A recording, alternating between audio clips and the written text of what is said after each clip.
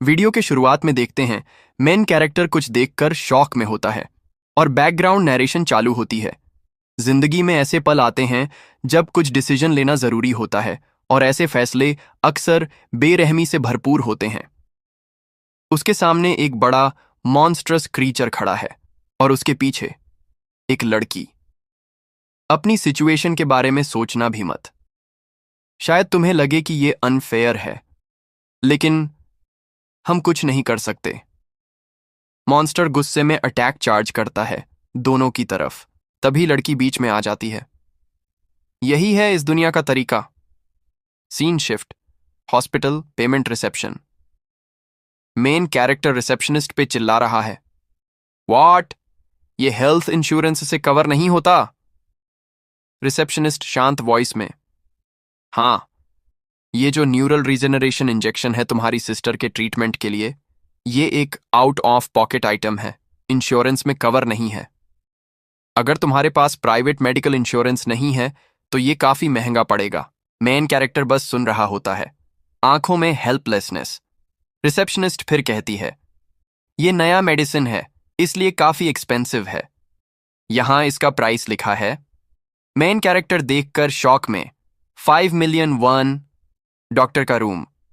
Doctor कामली कहता है, पैसे से खुशी जरूर नहीं मिलती, लेकिन अगर तुम्हारी सिस्टर को हर महीने 2 स्पाइनल इंजेक्शन नहीं मिले तो उसे सीरियस लोअर बॉडी पैरालिसिस हो सकता है। हॉस्पिटल रूम, सिस्टर के पास मेन कैरेक्टर खड़ा होता है, सोचता है, जब पैसे की जरूरत हो और पास ना हो तो डर कुछ और ही होता है। आज मेरी छोटी बहन की जिंदगी की कीमत लगा दी गई। सिस्टर पूछती है, हॉस्पिटल बिल्स, क्या वो बहुत महंगे थे? मेन कैरेक्टर के मन में, क्या उसे सच बताऊं? फिर पसीने से भीगा हुआ झूठी मुस्कान के साथ कहता है, I got a job so it's fine. एक प्रोफेसर ने रेफरल दिया, जॉब मिल गई, डोंट वरी। और मन में चिल्ला रहा होता है, मैं झूठ बोल भी नहीं सकता। सिस्टर हल्की अंगड़ाई लेते हुए, आई गेस अब track and field out math the question है। मेन कैरेक्टर कॉन्फिडेंटली, मैं तुम्हें वापस ट्रैक पे लाऊंगा। वो मुस्कुराती है, ओके भैया, मैं मेहनत से पढ़ूंगी। और वो कहता है, बिल्कुल, तुम हमेशा पढ़ाई में भी बेस्ट थी और रेस में भी। माँ बाप के बिना भी कम से कम तुम्हारी मेडिसिन तो मैं मैनेज कर ही सकता हूं। मेन कैरेक्टर बैंक जाता है लोन के लिए, लेकिन रिप्लाई मिलता है, आई एम सॉरी, जब तक कोई सेकेंडरी फाइनेंशियल इंस्टीट्यूशन से ना हो नए लोन मिलना मुश्किल है। प्लस तुम्हारे पास ऑलरेडी स्टूडेंट लोन भी हैं। वो बैंक से बाहर आता है गुस्से में और पासबुक को जमीन पे फेंक देता है। तभी एक ब्लैक कैट पासबुक के पास आ जाती है। मेन कैरेक्टर उस मोमेंट में खड़ा होता है। दिमाग में सिर्फ एक चीज घूमती है, मनी मनी मनी, मुझे पैसे चाहिए। I need it, absolutely need it. मेरा क्रेडिट स्कोर ऑलरेडी बर्बाद हो चुका है। सर पकड़ के चिल्लाता है, लेकिन ऐसा कोई रास्ता नहीं है, मुझे इसकी जरूरत है। सचमुच मन में चल रहा होता है, मैं क्या करूं? कोई रास्ता नहीं है। अगर ये जिन अब दोबारा कभी नहीं चल पाई तो अब रोने का वक्त नहीं है। अभी भी मैं कुछ कर सकता हूं। क्लिफ के एज पे तो अभी नहीं हूं। जब पासबुक उठाने जाता है, कैट उसे रोकता है। वो उसे छुड़ाकर उठाता है और अंदर एक ब्लैक कार्ड मिलता है। सोचता है, व्हाट इज दिस? कार्ड पे लिखा होता है, क्या आपको हाई पेइंग डेली वर्क चाहिए? अभी संपर्क करें। After life dispatch employment recruitment. Main character confuse.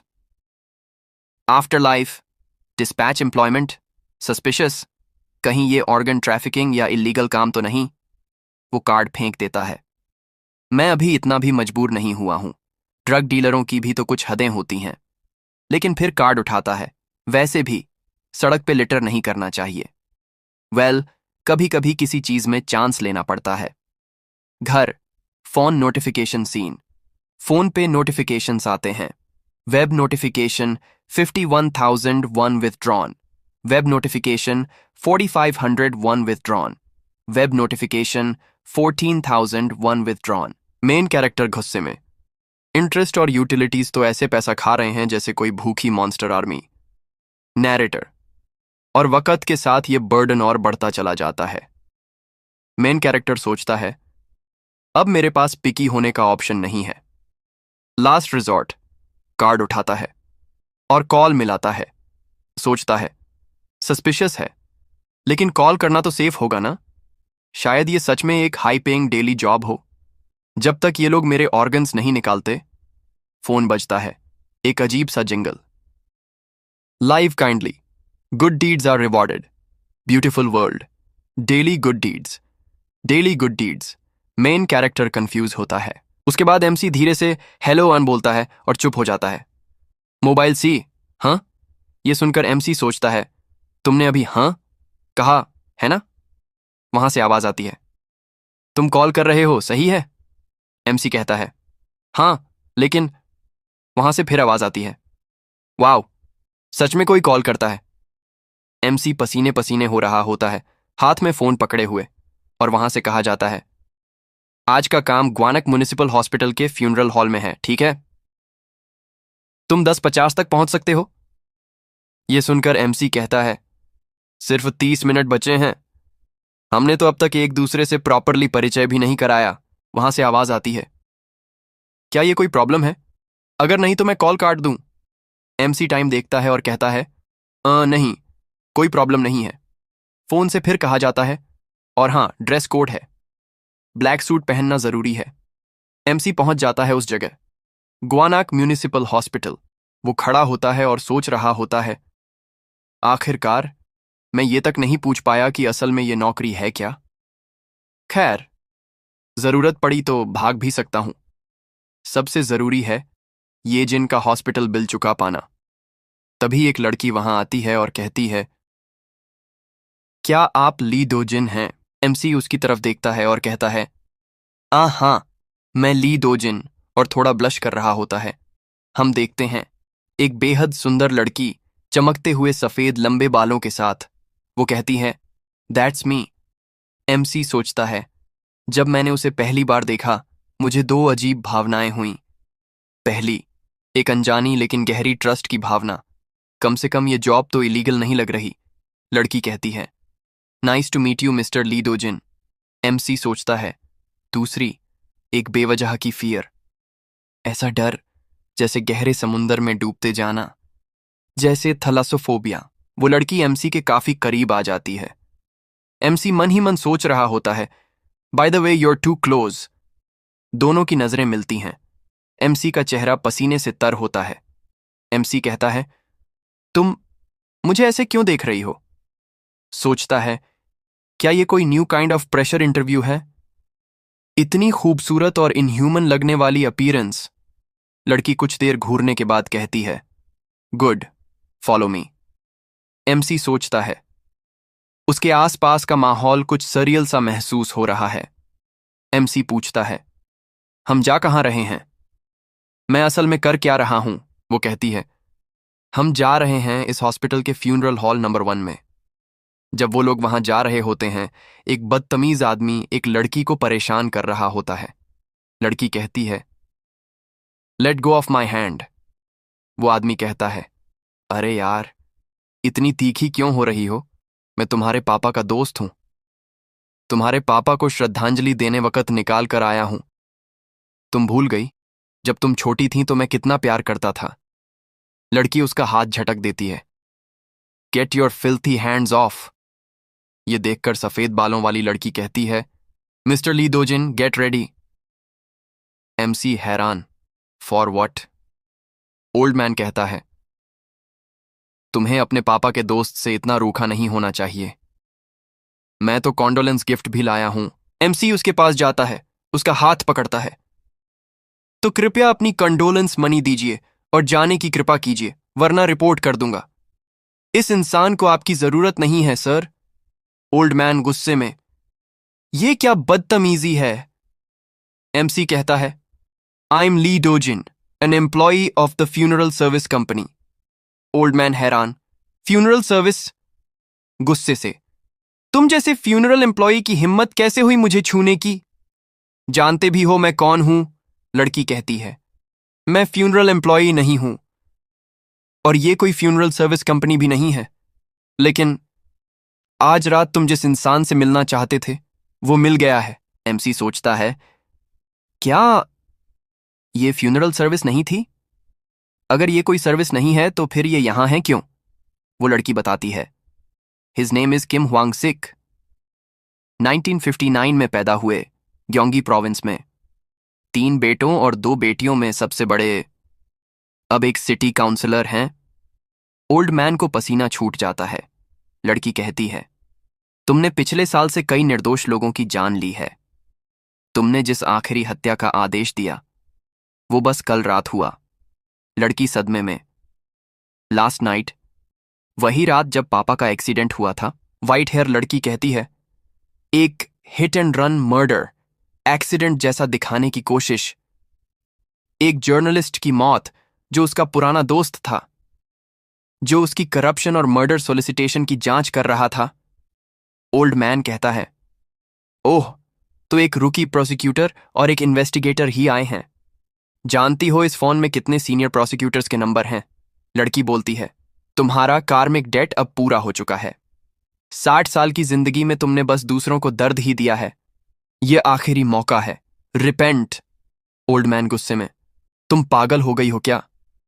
Repent माई और कॉल करता है, सेक्रेटरी पार्क, वीकेंड में कमिश्नर के साथ गोल्फ शेड्यूल कर देना। लड़की कहती है, our job starts now. MC चौंकता है, व्हाट? हमें उसे रोकना है।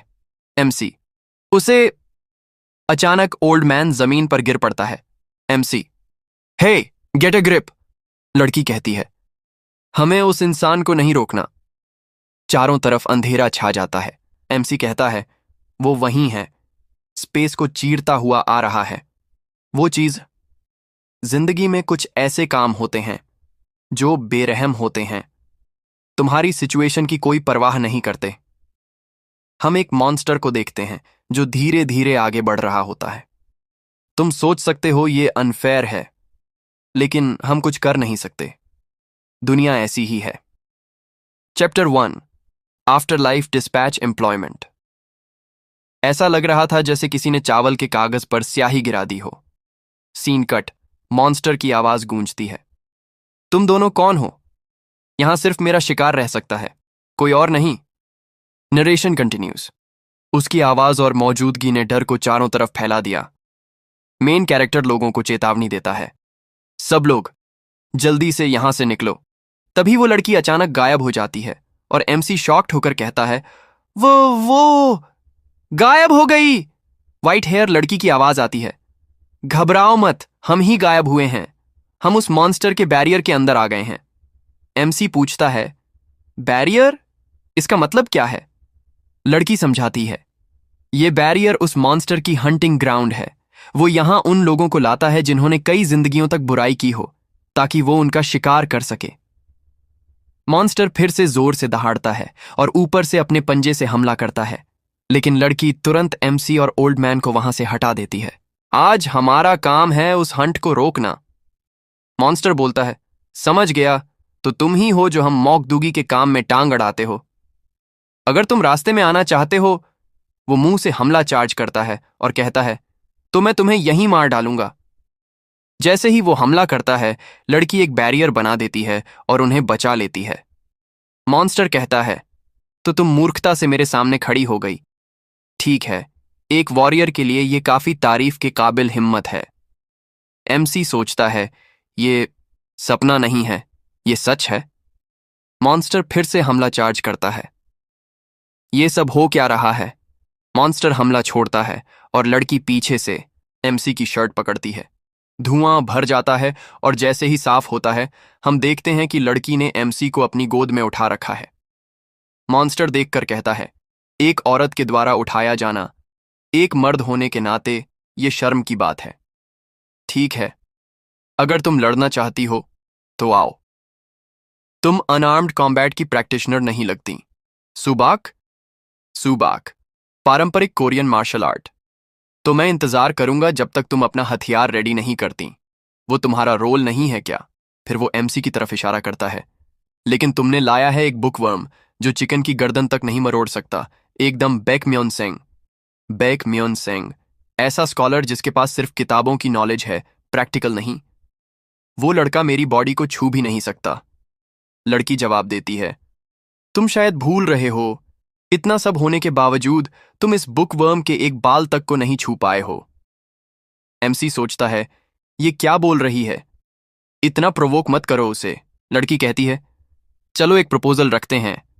तुम और ये बुकवर्म जो पहले चोट खाएगा, इवन एक छोटी सी खरोंच भी, उसे पीछे हटना होगा। क्या कहते हो? क्या तुम्हें अपनी मार्शल पावर पर इतना भी भरोसा नहीं? मॉन्स्टर कहता है, ठीक है, मैं इंतजार करूंगा जब तक वो लड़का तैयार नहीं हो जाता। एमसी की हालत खराब है और डरते हुए कहता है, मैं सच में लड़ नहीं सकता। लड़की कहती है, डोंट वरी, मैं तुम्हारी मदद करूंगी जहां तक मुमकिन हो सके। फिर वो एमसी को नीचे उतार देती है। तो तुम्हारे पास कोई वेपन है? एमसी पसीने में भीगा हुआ कहता है, मेरे पास कैसे होगा, और मैं ही क्यों लड़ रहा हूं? तुम्हें क्या लगता है मैं उस वुल्फ मॉन्स्टर का सामना कर सकता हूं? वैसे मोगदुगी है क्या? लड़की बोलती है, मैं मानती हूं, दो जीन, तुम पूरी तरह केपेबल हो उस मोगदुगी का सामना करने के लिए। एमसी कहता है, नहीं, मैं तो बस एक स्टूडेंट हूं जो पढ़ाई करता है। अगर तुम एक स्कॉलर हो तो तुम्हें बॉ चलाना आना चाहिए। मुझे नहीं आता। यू क्या है? एक स्कॉलर के 6 आर्ट्स में से एक। क्या तुम्हें तलवार आती है? कैंची? शायद। कोड़ा? स्टाफ? वो क्या होते हैं? क्या सच में ऐसा कोई वेपन नहीं जो तुम्हें आता हो? एमसी सोचता है, आज की दुनिया में हथियार की क्या जरूरत है? फिर एकदम से रियलाइजेशन आता है, रुको, क्या ये मुझे हल्के में ले रही है? एमसी कहता है, एन्नो, रुको, शायद एक चीज है, मर्दों की ईगो। जब कोई लड़की पूछे कि तुम कुछ कर सकते हो या नहीं, तो जवाब देना पड़ता है, हाँ, हाँ, एक चीज है, आंसू बहते हुए। चलो, जो होगा देखा जाएगा। लड़की कहती है, ठीक है, अब जमीन पर घुटनों के बल बैठो। एमसी शॉक्ड, क्या? इतनी अचानक? एमसी नील करता है। लड़की उसका माथा छूती है और कहती है, मैं तुम्हें वो शक्ति दूंगी जिससे तुम अपनी इमेजिनेशन से हथियार बना सको। अपनी शक्ति से अपना वेपन क्रिएट करने की एबिलिटी। एमसी ब्लश करता है, माथे पर, और लड़की उसके माथे पर किस करती है। बस अपनी इमेजिनेशन में उस वेपन को धीरे धीरे असेंबल करो, वो असली दुनिया में आ जाएगा। मुझे पूरा यकीन है तुम कर लोगे। एमसी शर्मटे हुए, ठीक है, बिल्कुल। गेट अ ग्रिप ली दोजिन, खुद के गाल पे थप्पड़ मारते हुए। मॉन्स्टर आंखें खोलता है और कहता है, तुम तैयार हो गए हो। बॉडी भले ही कमजोर हो, पर तुम्हारे अंदर स्पिरिट है। तुम अपने डर को दबा रहे हो। एमसी सोचता है, इमेजिन करो, असेंबल करो। मॉन्स्टर हमला करने को रेडी होता है और कहता है, मैं तुम्हें एक ही वार में पेनलेस मौत दूंगा। एमसी वेपन क्रिएट कर रहा होता है। अब जब सोचूं, मैंने 3D मॉडलिंग में अपना मेजर लिया था। वर्चुअल स्पेस में कुछ बनाना मेरे लिए सबसे फेमिलियर है। शायद वो सब सालों की मेहनत इसी पल के लिए थी। तो उसी सबसे आसान रास्ते से मैं वो वेपन बना रहा हूं जो मेरे लिए सबसे फेमिलियर है। मॉन्स्टर भी रेडी होता है और कहता है, स्पीयर या सोर्ड, कोई फर्क नहीं पड़ेगा।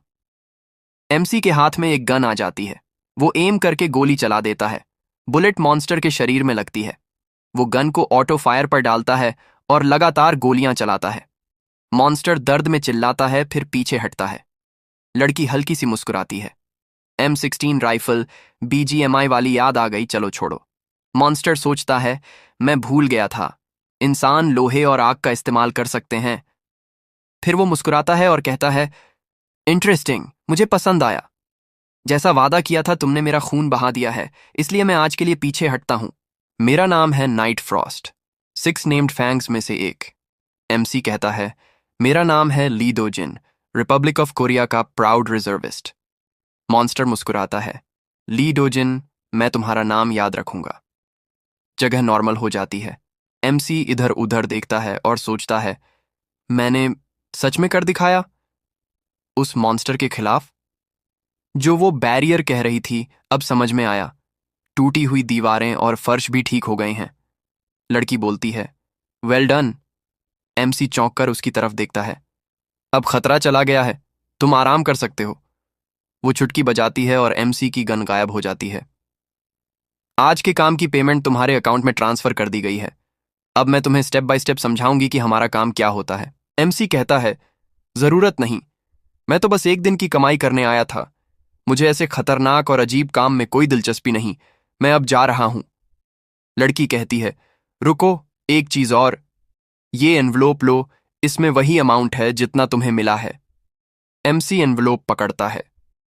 अगर तुम्हारा मन बदले और तुम मुझसे फिर मिलना चाहो तो उस काले एनवलोप को खोलना। मैं तुम्हें जहां भी हो ढूंढ लूंगी।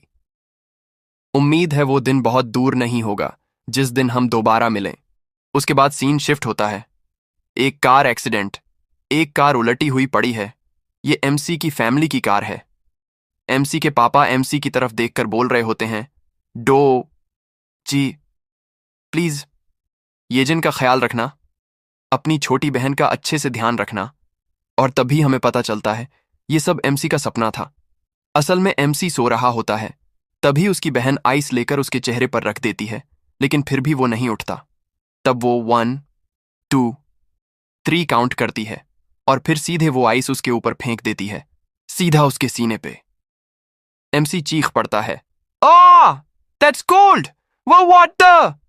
और उसकी बहन खुश होकर बोलती है, फाइनली अवेक। एमसी गुस्से में उठता है, व्हाट आर यू डूइंग? बहन जवाब देती है, तुमने ही बोला था सुबह उठाना, याद है?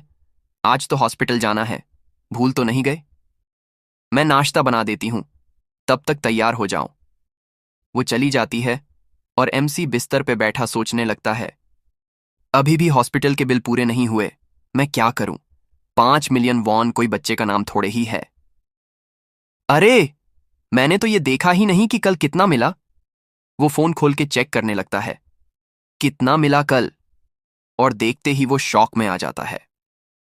वेब नोटिफिकेशन, एच वंग चियोन ने डोजिन को 5 मिलियन वॉन भेजे।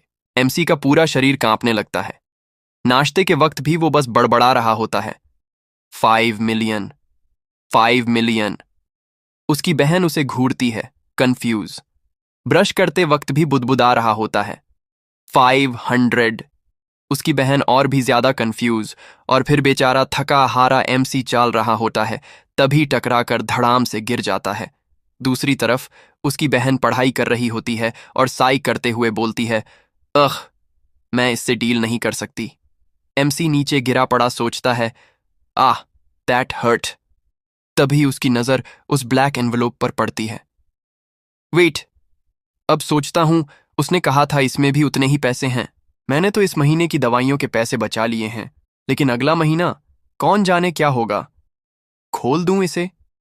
उसे याद आता है, हियर, 1 मोर। इसमें उतनी ही रकम है जितनी डाली थी। अगर तुम अपना मन बदलो और मुझे फिर से देखना चाहो तो ये काला लिफाफा खोलना। मैं तुम्हें कहीं भी ढूंढ लूंगी। एमसी सोचता है, कहीं भी ढूंढ लेगी? सीरियसली? कैसे पता चलेगा उसे मैं कहाँ हूं? चलो खोलता हूं, और अगर वो ढूंढ भी ले तो दरवाजा ही नहीं खोलूंगा। तभी पीछे से आवाज आती है, तुमने खोल लिया लिफाफा।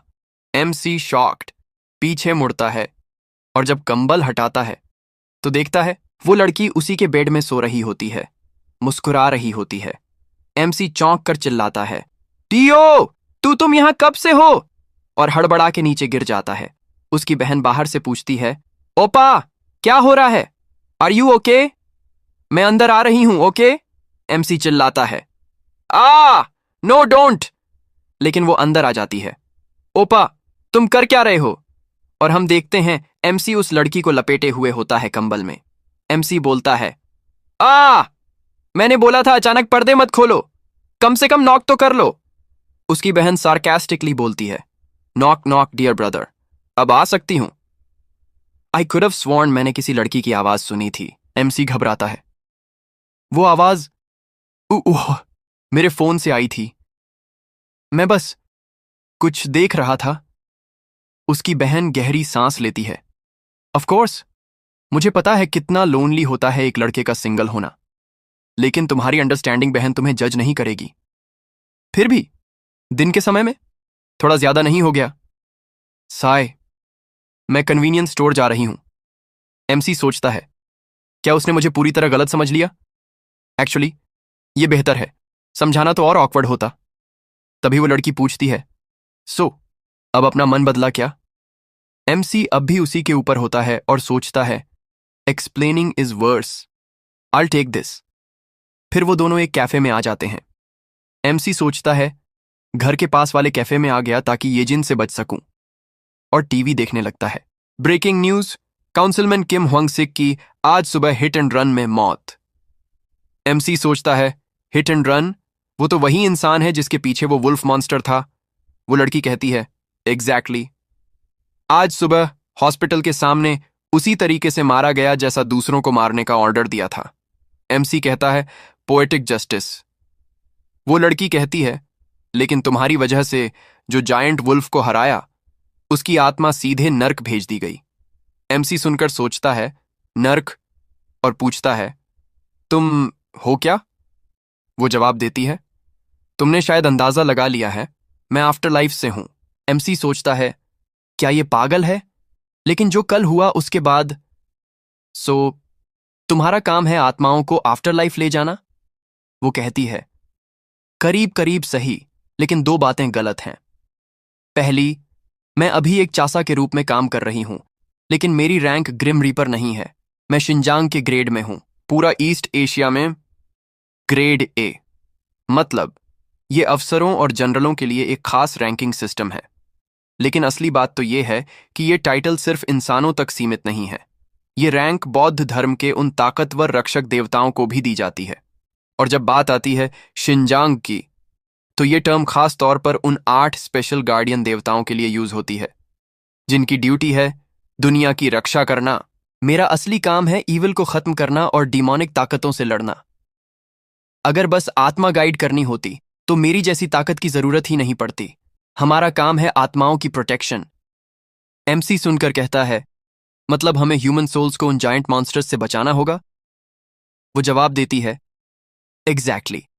वो मॉन्स्टर्स किसी भी दुनिया के हिस्सा नहीं हैं। वो इंसानों के पापों से पैदा हुए हैं। उन्हें मोकदूगी कहते हैं, मॉन्स्टर्स की दुनिया के सबसे खतरनाक शिकारी। सीन कट होता है।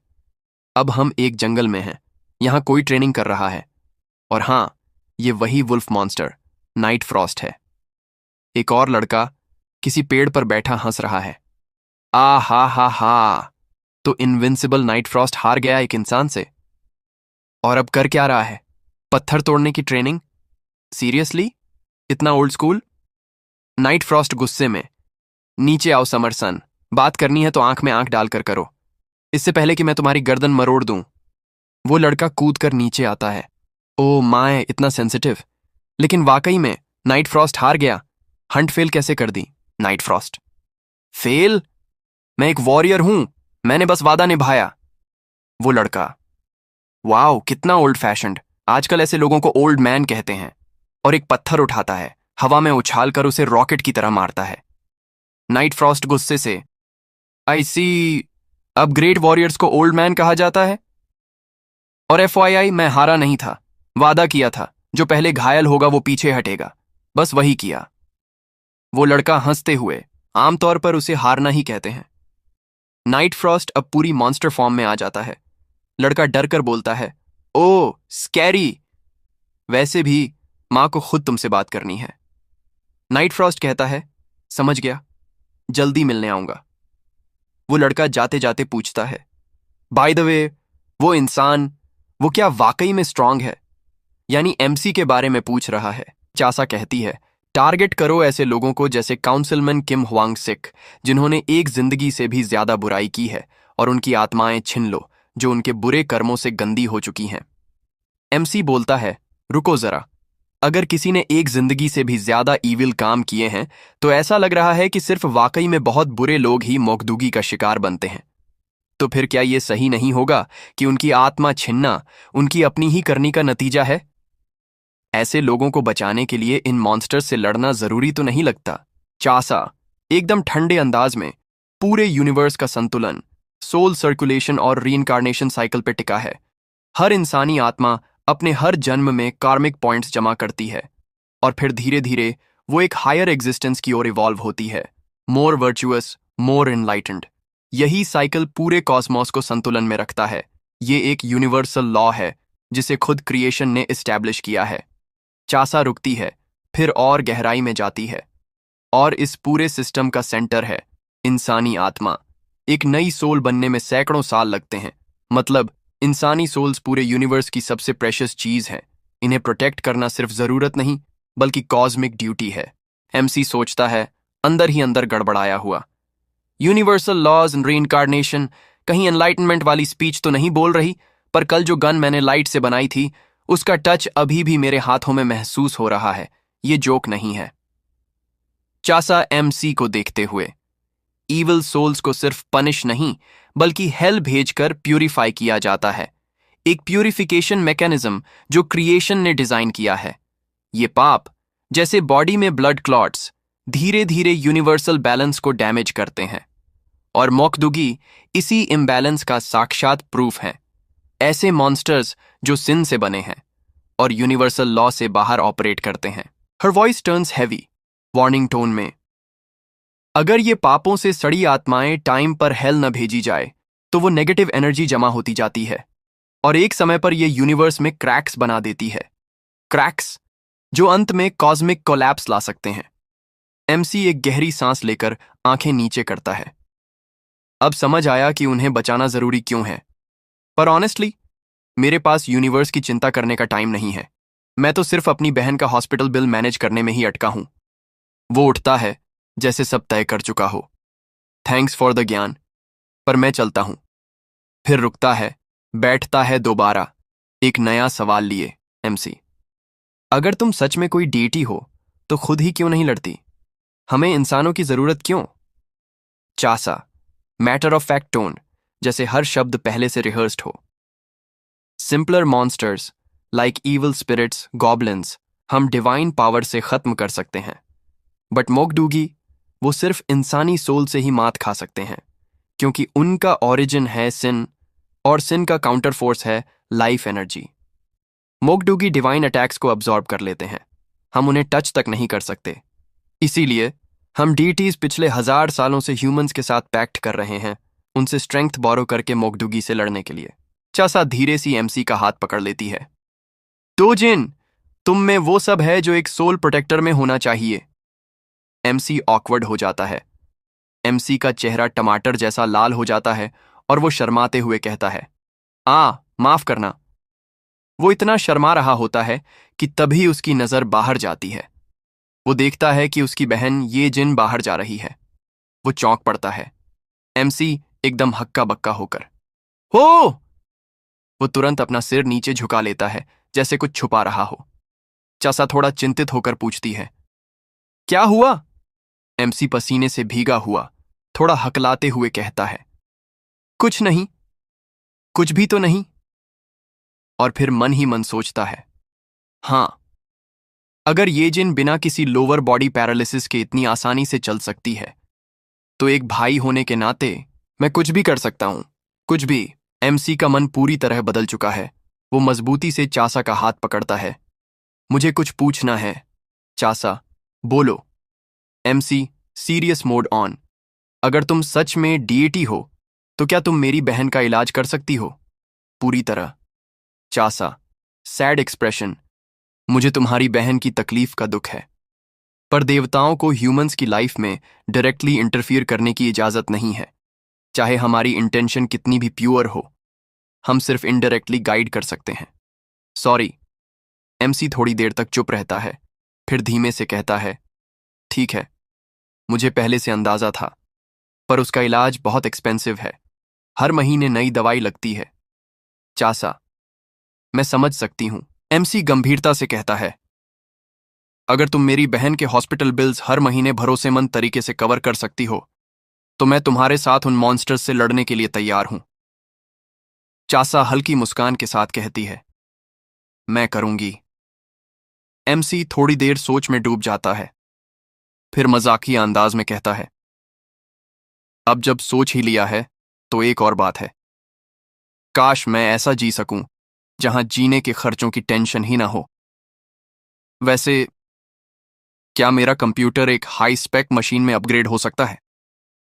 और जब ये जिन कॉलेज जाएगी उसकी ट्यूशन फीस भी। सीन कट होता है। एमसी अब घर पर होता है। डिनर टेबल पर वो और ये जिन साथ खाना खा रहे होते हैं। ये जिन खाते खाते अपनी किताब में भी डूबी हुई होती है। एमसी थोड़ा झिझकते हुए पूछता है, ये जिन, क्या तुम्हें कभी मम्मी पापा की याद आती है? कभी ऐसा लगा कि रोना आ रहा हो या कुछ ऐसा? ये जिन अचानक किताब एक तरफ रखकर मुस्कुराती है। अचानक ये सवाल, ओपा, मैं ठीक हूं, क्योंकि आपने मम्मी पापा की कमी को इतनी अच्छे से पूरा किया है। एमसी मन ही मन चौंकता है। क्या? इतनी मैच्योर कब हो गई ये? कहीं इसका मेंटल एज मुझसे भी ज्यादा तो नहीं?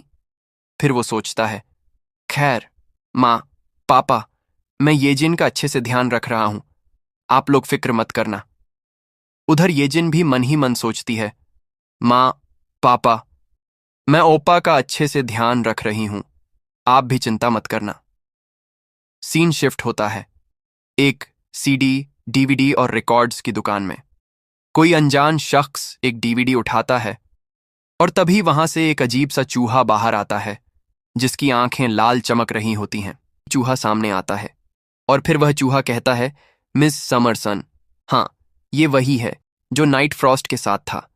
फिर वह अपनी टोपी निकालता है और चूहे के ऊपर ढक देता है और कहता है, बी केयरफुल। क्या तुम्हें नहीं पता, ज्यादातर इंसान चूहा देखकर डर जाते हैं? हंगामा मत करो, मैं तो बस चुपचाप म्यूजिक सीडीज खरीदने आया हूं। चूहा घबरा कर कहता है, सॉरी, आई एम सॉरी। समरसन पूछता है, सो व्हाट्स द मैटर? फिर चूहा कहता है, please let us fight alongside you in this hunt. समरसन जवाब देता है, नो। क्या तुम्हें पता है इस बार का ह्यूमन प्रोटेक्टर कैसा है? चूहा कहता है, यस वी डू। मैंने सुना है कि वो वही इंसान है जिसने नाइट फ्रॉस्ट को बंदूक से हरा दिया था। समरसन कहता है, सो यू नो वेल। इसीलिए तो कह रहा हूं, ये लड़ाई तुम्हारे लिए बहुत खतरनाक होगी। तुम एक एक करके हर गोली से मारे जाओगे, समझे? इस बेवकूफी भरे जोश को छोड़ दो। इसके बाद वो चूहा टोपी के नीचे से बाहर निकल आता है और बोलता है, तलवार और भालों के मुकाबले बंदूक से जब गोलियां खत्म हो जाती हैं तो वह बेकार हो जाती है ना? हमारी कॉलोनी में जितने सदस्य हैं, अब हम देखते हैं कि बहुत सारी लाल लाल आंखें चमकती हैं और सारे चूहे बाहर आ जाते हैं। चूहा कहता है, उनकी संख्या एक स्टैंडर्ड राइफल की गोलियों की गिनती से कहीं ज्यादा है। और क्या हमने सबने एक साथ शपथ नहीं ली थी? समरसन कहता है, यस वेल, हम सबने वाकई में साथ में ये शपथ ली थी कि अपनी माँ और अपनी जाति के लिए, ताकतवर हों या कमजोर, जान देनी पड़ी तो भी लड़ेंगे। फिर वह गंभीर हो जाता है और पूछता है, तो तुम लोग सच में लड़ते हुए मरना चाहते हो? चूहा डरते हुए कांपने लगता है और कहता है, अगर हम अपनी मर्जी से समय और जगह चुनकर अपनी जान दे सकते हैं तो हम नाइट फ्रॉस्ट और समर सन जैसे 6 नेम्ड वंस के साथ लड़ते हुए मरना चाहेंगे। हम लड़ते हुए मरेंगे। समर सन अब मुस्कुराने लगता है। वह टोपी उठाता है और कहता है, फाइन, इतनी दृढ़ता है तो अब मैं इनकार नहीं करूंगा। तुम लोगों का ब्लड और सैक्रिफाइसेस हमारे मौकदुगी की मुक्ति की नींव बनेगा, बिना एक भी बूंद बर्बाद हुए। वह अपनी टोपी पहन लेता है और कहता है, start preparing for battle now, क्योंकि शिकार का दिन अब दूर नहीं है। अब सीन शिफ्ट होता है एमसी, ली दो जिन की तरफ, जो अपनी ट्रेनिंग कर रहा होता है, रनिंग का फर्स्ट वीक। एमसी दो जिन सोचता है, उस दिन के बाद अपनी फिजिकल कंडीशन और स्टैमिना का सटीक विश्लेषण करने के लिए एक हेल जैसी फिजिकल मेजरमेंट पीरियड शुरू हो गई। उसके शरीर पर कई सारे टैलिस्मन चिपके होते हैं। पहले हफ्ते में हर दिन हम 50 मीटर स्प्रिंट और 3 किलोमीटर लंबी दौड़ रिकॉर्ड करते थे, पूरे दिन इन्हें बार बार दोहराते हुए। चासा भी उसके साथ दौड़ती रहती है। दौड़ते दौड़ते एमसी हांफते हुए कहता है, जस्ट हफ हफ। क्या हम सिर्फ एक बार नाप कर नहीं कर सकते? क्या वाकई इतनी बार करना जरूरी है? एमसी की हालत बुरी तरह खराब हो चुकी होती है। चासा आराम से दौड़ती हुई कहती है, हमें अलग अलग एग्जॉस्शन स्टेट्स पर अलग अलग सैंपल और डाटा चाहिए, ताकि मैं तुम्हारे लिए एक एफिशिएंट फिजिकल ट्रेनिंग प्रोग्राम बना सकूं। डो जीन, मुझ पर भरोसा करो और फॉलो करो, ये सब तुम्हारे भले के लिए है। और वह तेजी से आगे दौड़ जाती है। अब सीन शिफ्ट होता है सेकेंड वीक, जिम में। एमसी वेट लिफ्टिंग कर रहा होता है, कांपते हुए कहता है, 12 W 12, और फिर भारी सांस लेते हुए वजन नीचे रख देता है। चासा बोलती है, गुड जॉब। अब चलो बारबेल का वजन थोड़ा और बढ़ाते हैं। वह एक और प्लेट रख देती है। एमसी देखकर ही पस्त हो जाता है। सेकेंड वीक में हमने वेट ट्रेनिंग का डाटा इकट्ठा किया और थर्ड वीक में हार्ट और लंग फंक्शन मापा। अब एमसी पुशअप्स कर रहा होता है और उस पर मैजिक डाला गया है। चासा कहती है, मुंह मत खोलो, जितना हो सके नाक से सांस लो, अपने फेफड़ों को फैलाने का एहसास करो। Last day of third week MC मरता हुआ घिसट रहा होता है और बड़बड़ा रहा होता है। I feel like I am dying, almost there. वह जैसे तैसे पूरा कर लेता है। चासा टाइम नोट करती है। 12 मिनट्स 35 सेकंड्स, कल से 2 मिनट 5 सेकंड ज्यादा स्लो। चासा बोलती है, अब अगला टास्क है पहाड़ की चोटी तक दौड़ना। एमसी सोचता है, अगर ऐसे ही चला तो सबसे पहले तो मैं ही आफ्टर लाइफ पहुंच जाऊंगा। चासा मुस्कुराकर कहती है, अगर तुम 10 मिनट में पहुंच गए तो तुम्हारी कोई भी एक इच्छा पूरी करूंगी। एमसी गुस्से में उठता है और चीखते हुए दौड़ने लगता है। 18 मिनट्स 25 सेकंड्स बाद एमसी जमीन पर औंधा पड़ा होता है, जैसे आत्मा शरीर छोड़ने वाली हो। चासा उसके सामने पानी की बोतल रखती है और कहती है, You've done really well। भले ही तुम 10 मिनट में नहीं पहुंचे, लेकिन तुम्हारी मेहनत से हमने फिजिकल फिटनेस का बेसिक डेटा इकट्ठा कर लिया। सारे टैलिस्मैन गायब हो जाते हैं। चासा कहती है, अब असली ट्रेनिंग शुरू होगी तुम्हारी सुपरनैचुरल एबिलिटी के लिए। सीन आगे बढ़ता है। चंद मिनट बाद एमसी उठकर बैठता है। सामने चासा खड़ी है और बोलती है, सुपरनैचुरल एबिलिटी जो तुम इस्तेमाल करोगे वो इंसानों के अंदर मौजूद लाइफ फोर्स से चलता है। एमसी टी शर्ट पहनते हुए पूछता है, लाइफ फोर्स? चासा जवाब देती है, यस। इसे आमतौर पर बैक कहा जाता है, लेकिन बैक को असल में कंट्रोल करने से पहले चलो पहले तुम्हारे पास कितनी बैक है ये मापते हैं। और वह टैलिस्मैन जला देती है और कहती है, सोरंग, कृपया एक बैरियर सेट करो ताकि आम लोग अंदर ना आ सकें। और वहां एक बैरियर बन जाता है और धीरे धीरे बड़ा होने लगता है, फिर रुक जाता है। इसके बाद चासा कहती है, अब जैसे ही तुम बैक का इस्तेमाल करना सीखोगे, लीडोजिन, तुम अपनी आम जिंदगी से कदम रखोगे इस दुनिया के सुपरनैचुरल पक्ष में, मॉन्स्टर्स और डीमंस के खिलाफ जंग में। अगर तुम मोकदुगी के खिलाफ लड़ाई में जिंदा रहना चाहते हो तो अब से फोकस करना शुरू करो। फिर सीन शिफ्ट होता है और कोई बोल रही होती है, इतना परेशान करने वाला है, पूरे 3 हफ्ते से चासा को अकेले कब्जे में रखा हुआ है। सोरंग स्क्रीन पर उन दोनों को देख रही होती है। वो गुस्से में कहती है, मेरे सारे प्लान्स चासा के साथ मस्ती करने के बर्बाद हो गए उस लड़के की वजह से। और मुंह फुलाते हुए कहती है, सिर्फ इसलिए कि उसने वो बेवकूफाना फिजिकल मेजरमेंट पीरियड पास कर लिया। अब वो खुद को बहुत बड़ी चीज समझने लगा है। कितना चिढ़ दिलाने वाला है। फिर चासा कहती है, सोरंग, कृपया prepare to measure the back limit. Sorang तुरंत जवाब देती है, यस चासा। और फिर वह स्क्रीन पर कुछ करने लगती है। फिर बड़बड़ाते हुए कहती है, वो लड़का लीडूजिन, मैं देखूंगी कि वो सच में कितना काम का है। इसके बाद हम एमसी और चासा को देखते हैं। चासा समझाने लगती है, अब जैसे तुमने राइफल को मैनिफेस्ट किया था उसी तरह एक छोटा मेटल क्यूब बनाने की कोशिश करो। फिर वह एक छोटा सा मेटल क्यूब बनाकर दिखाती है और कहती है, try to create a small metal cube. MC कोशिश करता है और वह क्यूब बन भी जाता है। चासा देखती है और कहती है, उसी साइज को बनाए रखते हुए उसका वजन बढ़ाते रहो, अपने मैक्सिमम कैपेसिटी तक वजन बढ़ाओ। एमसी जैसा बताया गया है वैसा ही करता है।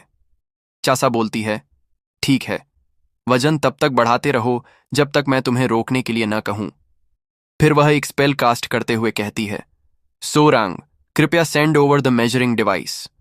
वहां से सोरंग एक मेजरिंग डिवाइस भेज देती है। मेजरिंग डिवाइस का धागा एमसी के माथे में घुस जाता है।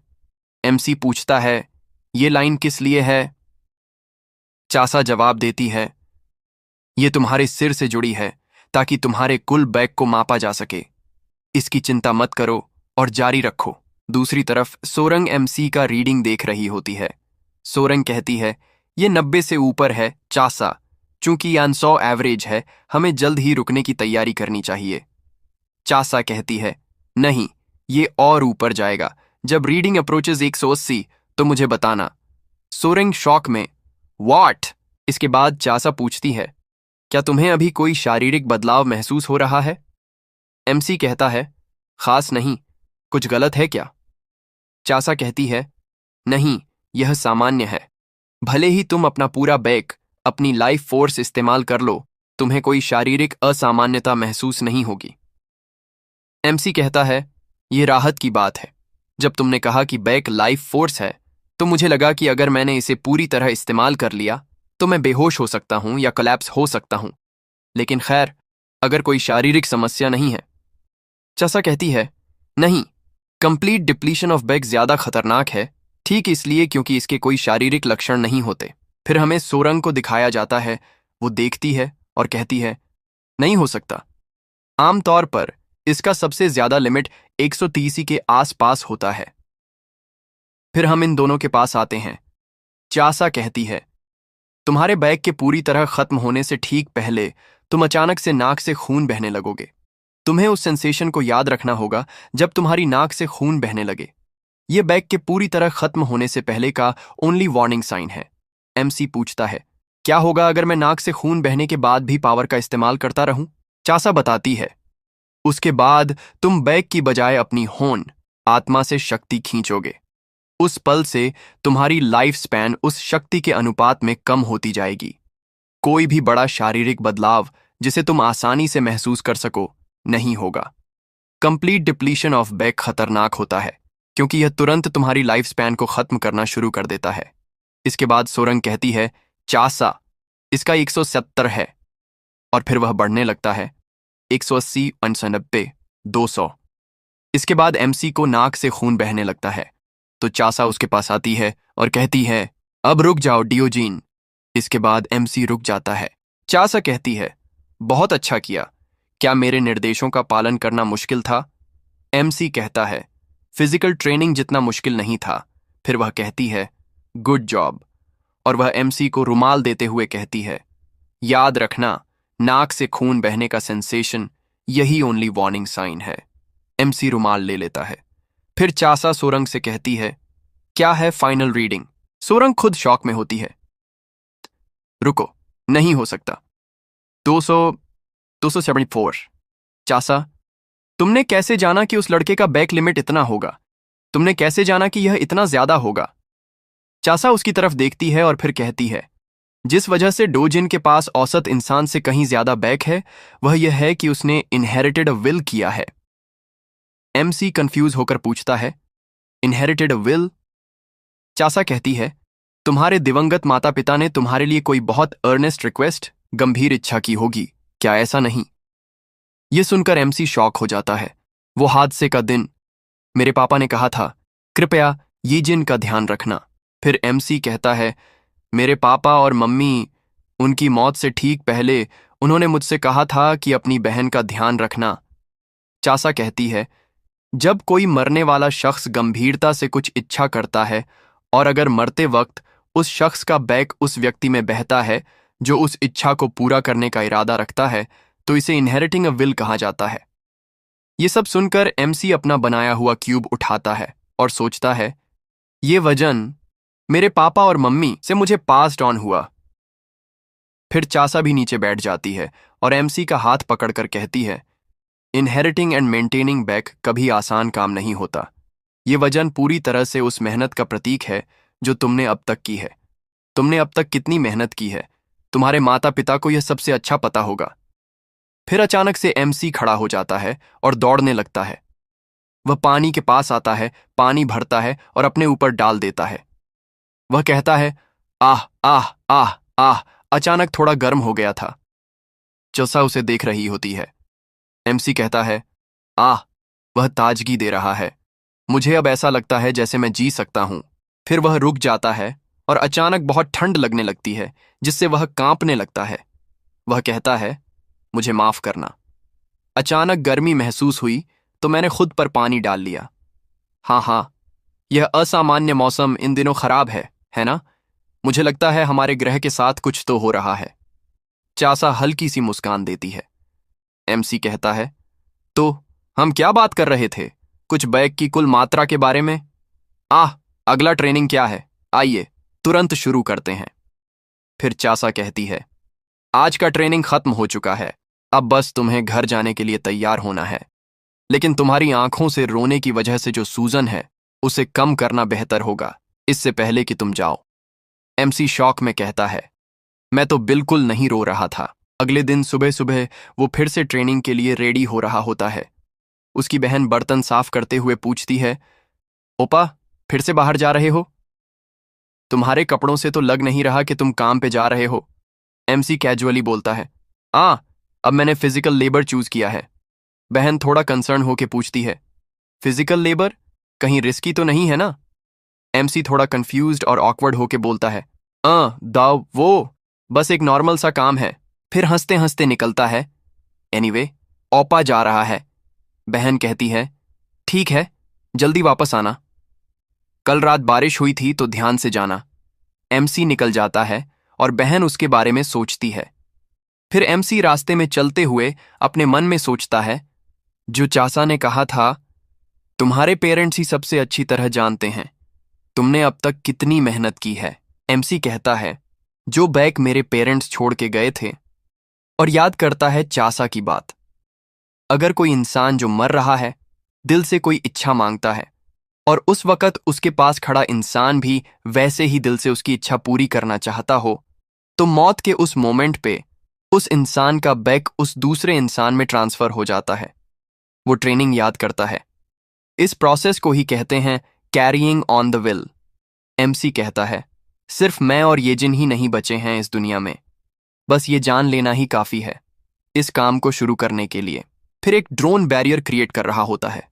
वॉइस आती है, mobile training mode on, 500 metre radius में एक बैरियर बनाया जा रहा है जिससे आम लोग एंटर न कर सकें। एक ब्लैक ड्रोन एमसी को स्कैन करता है। एमसी उसकी तरफ देखता है। ड्रोन बोलता है, हिलो मत, स्टिल रहो, तुम्हारा फिजिकल कंडीशन मेजर हो रहा है।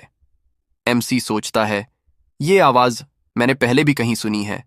तभी चासा सामने आके कहती है, थोड़ा सडन हो सकता है, but let's start practical training, shall we? MC totally shocked, क्या अभी? मुझे तो मॉन्स्टर से फाइट करना भी नहीं आता।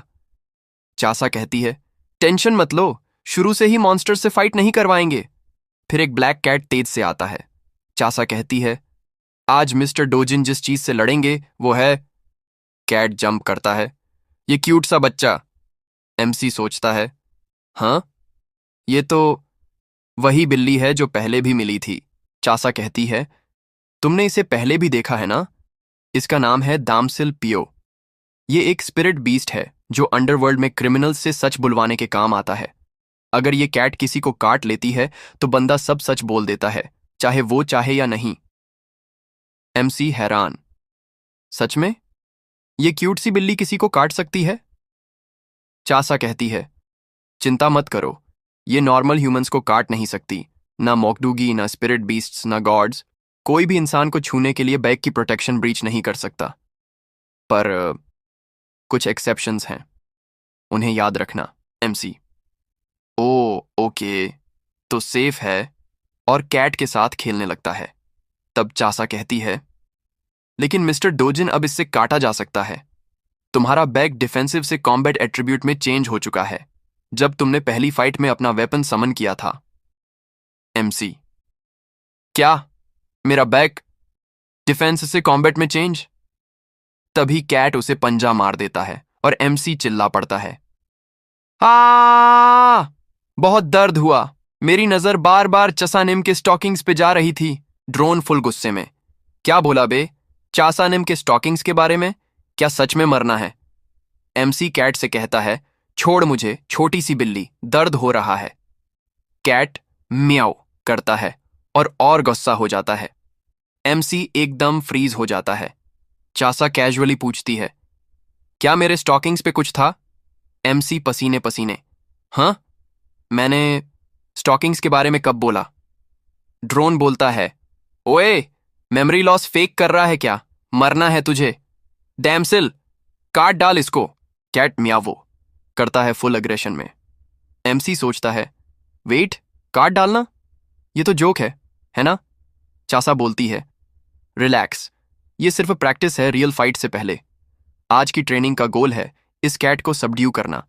मॉकडूगी मोस्टली ह्यूमन फॉर्म में अटैक करते हैं, पर अभी के लिए ये कैट परफेक्ट है क्योंकि ये डेंजरस नहीं है। एमसी सोचता है, ठीक है, स्पिरिट बीस्ट हो तो क्या, कैट तो कैट ही होती है, और फाइटिंग स्टैंस ले लेता है।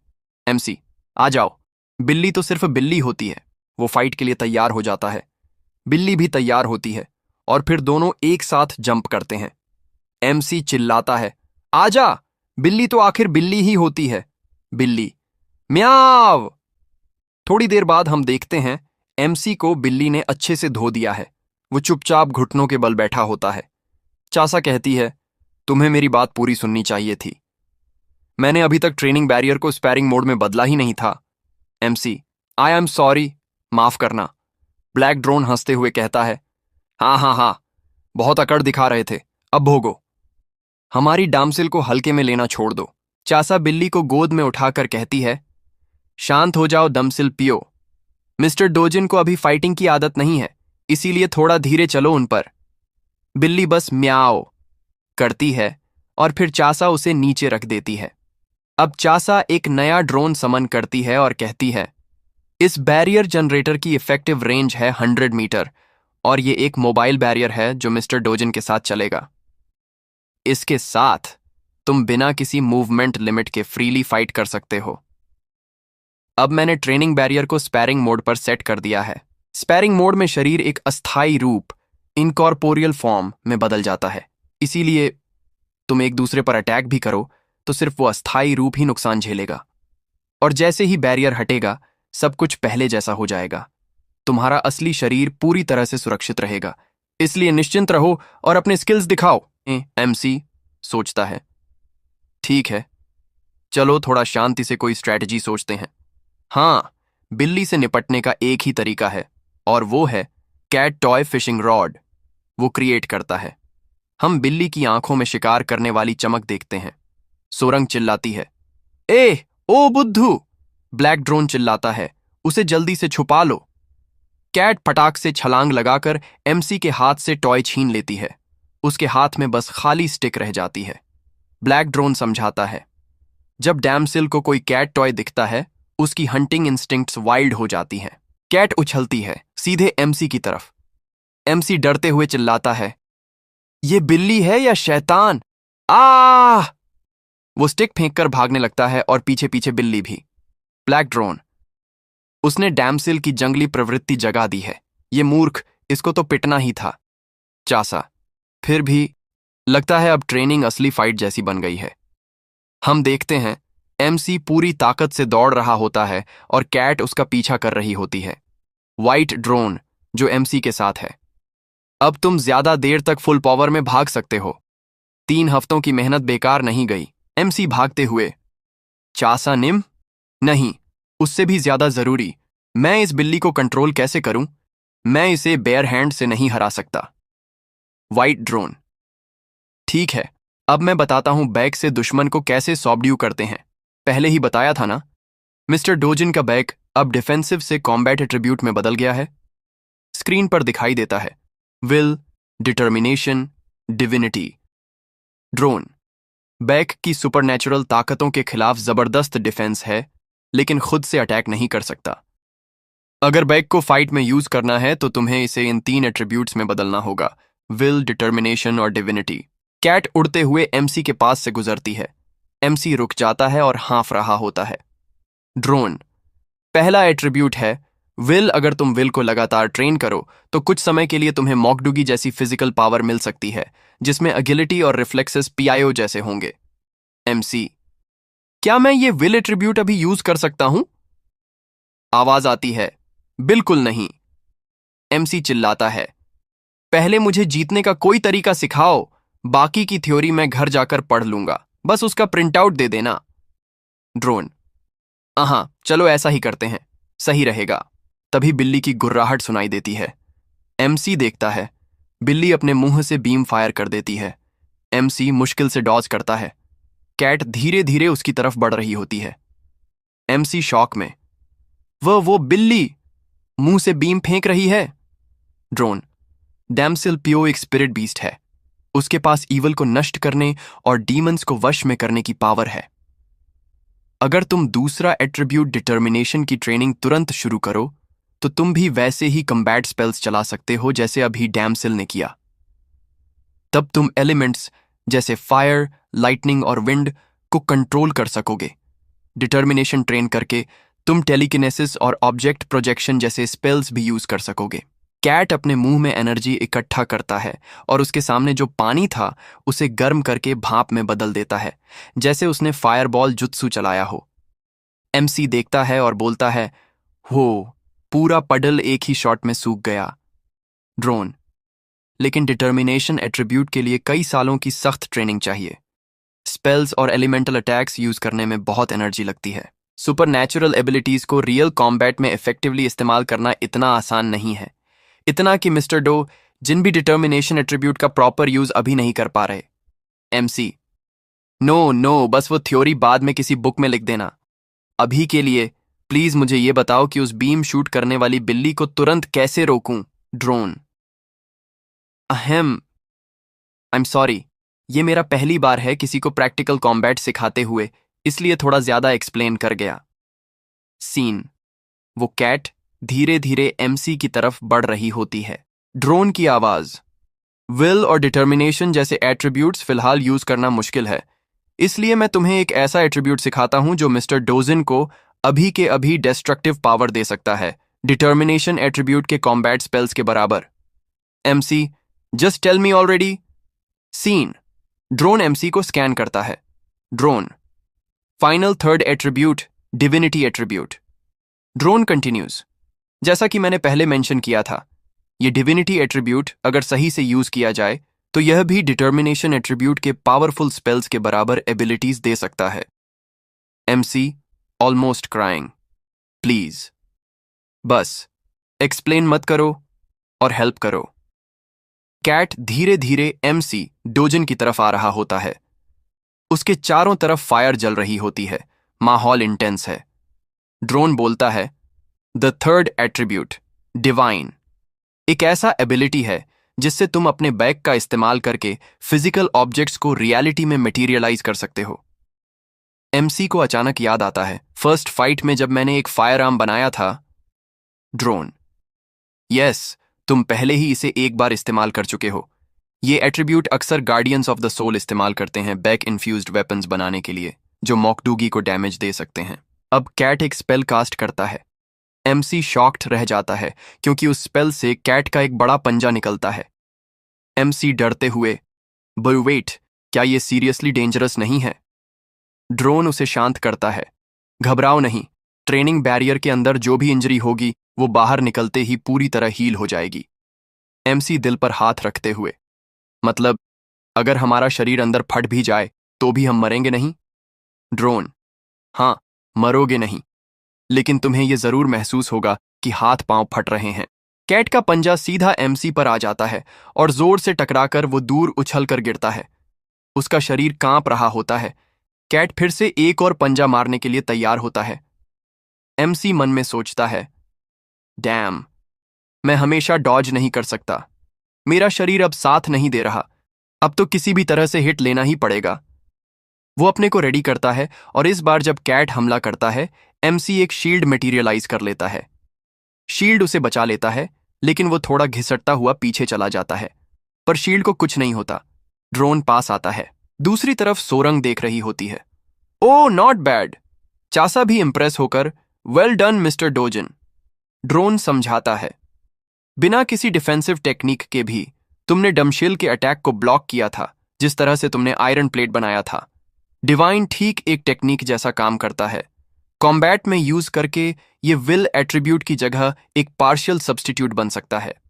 अब एमसी उस प्लेट को प्रॉपर शील्ड में बदल देता है और कहता है, ऑल राइट, अब डिफेंस कोई इशू नहीं है। फिर सोचता है, अगर मैं पहले मेटल का वेट बढ़ा सकता था तो अब मैं ऑब्जेक्ट का वेट कम कर सकता हूं, और अपने दूसरे हाथ में एक गन मटेरियलाइज करता है। फाइटिंग स्टैंस में आकर कहता है, all right, now it's my turn. Scene shift होता है ब्लैक ड्रोन की तरफ और बो कहता है, आई वंडर अगर शील्ड और गन को कंबाइन करने से दो अलग अलग स्पेल्स के इफेक्ट आ सकते हैं। सिर्फ ये सिनर्जी डिस्कवर करना भी आज की ट्रेनिंग को वर्थवाइल बनाता है। नॉर्मली डिवाइन एट्रीब्यूट का ट्रेनिंग सिर्फ वेपन्स मटेरियलाइज करने तक ही होता है, क्योंकि टेक्निक्स और स्पेल्स काफी ज्यादा पावरफुल होते हैं। चासा समझाती है, गार्डियंस ऑफ द सोल अब तक सिर्फ बेसिक वेपन्स जैसे स्पीयर्स या सोर्ड्स ही बनाते थे, लेकिन unlike them mister Dojin modern firearms बहुत तेजी से और सटीकता से बना सकता है। मॉडर्न फायर आर्म्स की डिस्ट्रक्टिव पावर कुछ कॉम्बैट टेक्निक्स के बराबर होती है, जो टेक्निक्स सीखने में घंटों लग जाते हैं। धीरे धीरे तुम विल एट्रीब्यूट टेक्निक्स और स्पिरिट मार्शल आर्ट्स भी सीख जाओगे, लेकिन अभी के लिए तुम्हारा बेस्ट ऑप्शन है डिवाइन का यूज करके मॉडर्न वेपन्स कंजर करना। वैसे भी तुम्हारी करंट एबिलिटी से गन से भी डैमशिल को हराना मुश्किल होगा। अब एमसी कैट पर फायर करता है, लेकिन कैट सारी बुलेट्स डॉज कर जाता है। एमसी सोचता है, डैम, वो बहुत छोटा और फास्ट है, हिट करना मुश्किल है। मैंने एक्सपेक्ट किया था, लेकिन एक भी शॉट नहीं लग रहा। कैट फिर से एक जंप करता है और जोर से पंजा मारता है। एमसी दूर जाकर गिरता है। एमसी सोचता है, जैसा मैंने सोचा था, gun alone won't cut it. Cat अब एमसी की गन पर खड़ा हो जाता है। उसका ऑरा दिखता है। एमसी सोचता है, देन बस थोड़ा और, बस थोड़ा सा और। कैट फिर से जंप करके एक फाइनल अटैक करता है। एमसी सोचता है, let's see if you can dodge this, come forth, waterfall. पानी ऊपर से गिरने लगता है। कैट की सांस रुक जाती है, वो हिल भी नहीं पाता। कैट हार जाता है। एमसी उसे बंद कर देता है। एमसी खुश होकर, गुड, सबड्यूड। सोरंग बोलती है, दोजिन, तुमने पानी बना दिया क्या? लिक्विड मटेरियलाइज करना जो फिक्स्ड शेप नहीं रखता, वो डिवाइन एट्रीब्यूट का बहुत एडवांस्ड लेवल होता है। ड्रोन और चासा की बात होती है। उसने आज बैग को बस 2 बार किसी ऑब्जेक्ट में बदला है, फिर भी वो ये सब इतना नेचुरल तरीके से कैसे कर पा रहा है? चासा, शायद डिवाइन एट्रीब्यूट के मामले में उसकी एबिलिटी नॉर्मल टैलेंट से कहीं आगे की है। शाम हो जाता है, सब बैठे होते हैं। चासा कहती है, दैट वॉज इम्प्रेसिव। मैंने कभी इमेजिन नहीं किया था कि तुम डामशिल को ऐसे हराओगे। एक्सलेंट। एमसी बोलता है, कहते हैं पानी से प्यार करने वाली बिल्ली 3 जनरेशन की पुण्य से मिलती है। चाहे जितनी गिफ्टेड हो, एक कैट जो पानी से नफरत करती है वो अपनी नेचर से कभी नहीं बदलती। चासा, वेल, थोड़ा जल्दी है, पर आज की ट्रेनिंग यही खत्म करते हैं। अब मैं तुम्हें एक लाइट असाइनमेंट देती हूं जो तुम अगले 3 दिन में कंप्लीट करोगे। इस किताब में जो फायर आर्म्स और वेपन्स हैं, उनकी स्ट्रक्चर को स्टडी करना शुरू करो ताकि तुम फ्यूचर में उन्हें ईजिली मटीरियलाइज कर सको। एसेंशियल वेपन्स पे स्टिकी नोट्स लगे हुए हैं। एमसी किताब देखता है। चासा, जो बैग तुमने ट्रेनिंग में यूज किया वो एक दिन रेस्ट करने से रिकवर हो जाएगा। एमसी सोचता है, रिकवर बाय रेस्टिंग? हाँ, क्या बैग गेम्स के एमपी जैसा ही है? चासा कहती है, अगले 3 दिन तुम्हें रेडी रहना होगा, कभी भी डिप्लॉय हो सकते हो। एक विलन जिसकी बैग लगभग खत्म हो गई है अभी अभी दिखाई दी है और कहती है, सोरंग, फोटो और विलन की बैग दिखाओ। सोरंग बोलती है, यस चासानिम। फोटो में एक औरत की पिक्चर आती है। नाम होता है जू जिन ही बैग 0.028। सोरंग, अगर उसे किसी और से हल्की भी चोट लगे तो उसकी बैग पूरी तरह एग्जॉस्ट हो जाएगी और वो मोगदुगी का टारगेट बन जाएगी। एमसी बोलता है, तो इसका मतलब? चासा कहती हैं, यस, जल्द ही मिस्टर डोजिन और मैं पार्टनर्स बनकर अपनी पहली लड़ाई लड़ेंगे। सीन शिफ्ट होता है उसी औरत पर जिसका फोटो था। लंबी है, पर चेहरा तो बस ठीक ठाक है। उफ, कोई प्रिटियर नहीं है क्या? ये ठीक है, लेकिन उसके ग्रैंडफादर पहले प्रोसिक्यूटर थे, अब लॉयर। अगर इसके साथ कुछ किया तो प्रॉब्लम में पड़ सकती हूं। वो 2 फोटो उठाकर कहती है, दीज 2 तो कम से कम फन लग रही हैं। फोन करती है, मैनेजर किम, नंबर 3 और नंबर 8 वाली लड़की को क्लब बुलाओ आज रात। क्या? डेब्यूट सिंगल की रिकॉर्डिंग परसों है? अरे यार, क्या मुझे वाकई इतनी फालतू चीजों की चिंता करनी चाहिए जब मैं बस लोगों को मस्ती के लिए बुला रही हूं? और फिर वो गुस्से में चिल्लाती है, तुम लोगों के पास हमारी ब्रॉडकास्टिंग स्टेशन या केबल चैनल के अलावा डेब्यू करने की और कोई जगह है भी नहीं। अगर नहीं चाहते कि तुम्हारा पहला शो किसी बदबू मारते पुराने हॉल में हो, तो इन बेकार लोगों को भेज दो ये निकम्मे लोग तो मेरी सहन शक्ति की हद ही पार कर रहे हैं। वो अपना बैग उठाती है और सेक्रेटरी से कहती है, सेक्रेटरी पार्क, किम को बोलो कार रेडी करे। क्लब को कॉल करके बताओ मैं भी आ रही हूं। Secretary, yes executive director. जाते जाते वो बैग खोलती है और उसमें क्या है आप लोग देख सकते हैं, और वह देखती है और खुश हो जाती है। This should be enough. Scene shift होता है। बिल्डिंग के बाहर एक मिस्टीरियस फिगर खड़ा होता है। वो देख रहा होता है। उसकी बैक इतनी लो हो गई है। लेट मी सी। वो हवा में उड़ रहा होता है और ये कोई और नहीं, समर सन होता है। कल तक वो पूरी तरह डिफेंसलेस हो जाएगी। हाँ, मेरी टाइप तो नहीं है, पर चलो, जो कुछ उसने किया है उसे डिवावर तो करना ही पड़ेगा। अगले दिन का सीन दिखाया जाता है। एमसी अपने घर पे होता है और वो एक किताब पढ़ रहा होता है। मन ही मन सोचता है, डेफिनेटली यूआई और जी एट्रीब्यूट टेक्निक्स मेरे लिए अभी हैंडल करना बहुत मुश्किल है। फिर वो किताब बंद कर देता है और सोचता है, इसमें लिखा है बैक को स्पाइनल कोड में इन्फ्यूज करो ताकि लोअर नर्व्स स्ट्रांग हो जाएं, या फिर बैक में फायर एनर्जी डाल के उसे डेटोनेट करो। ये सब पढ़ते हुए भी मुझे समझ नहीं आ रहा कि ये करना कैसे है। फिर वो एक गन क्रिएट करता है और कहता है, शायद इसलिए क्योंकि बचपन से मुझे चीजें बनाना पसंद था। शिन एट्रीब्यूट जो ऑब्जेक्ट्स मैनिफेस्ट करता है वो मेरे लिए ईजी लगता है। चसा के हिसाब से एक दिन बीत चुका है, तो अब तक मेरा बैग पूरा रिकवर हो चुका होगा। फिर वो गन को गायब कर देता है और मन ही मन सोचता है, कल जब मैंने पूरा बैग यूज कर लिया था उसके मुकाबले अब मेरा बॉडी काफी हल्का महसूस हो रहा है। ग्रेट, मेरी कंडीशन परफेक्ट है, अब चलता हूं।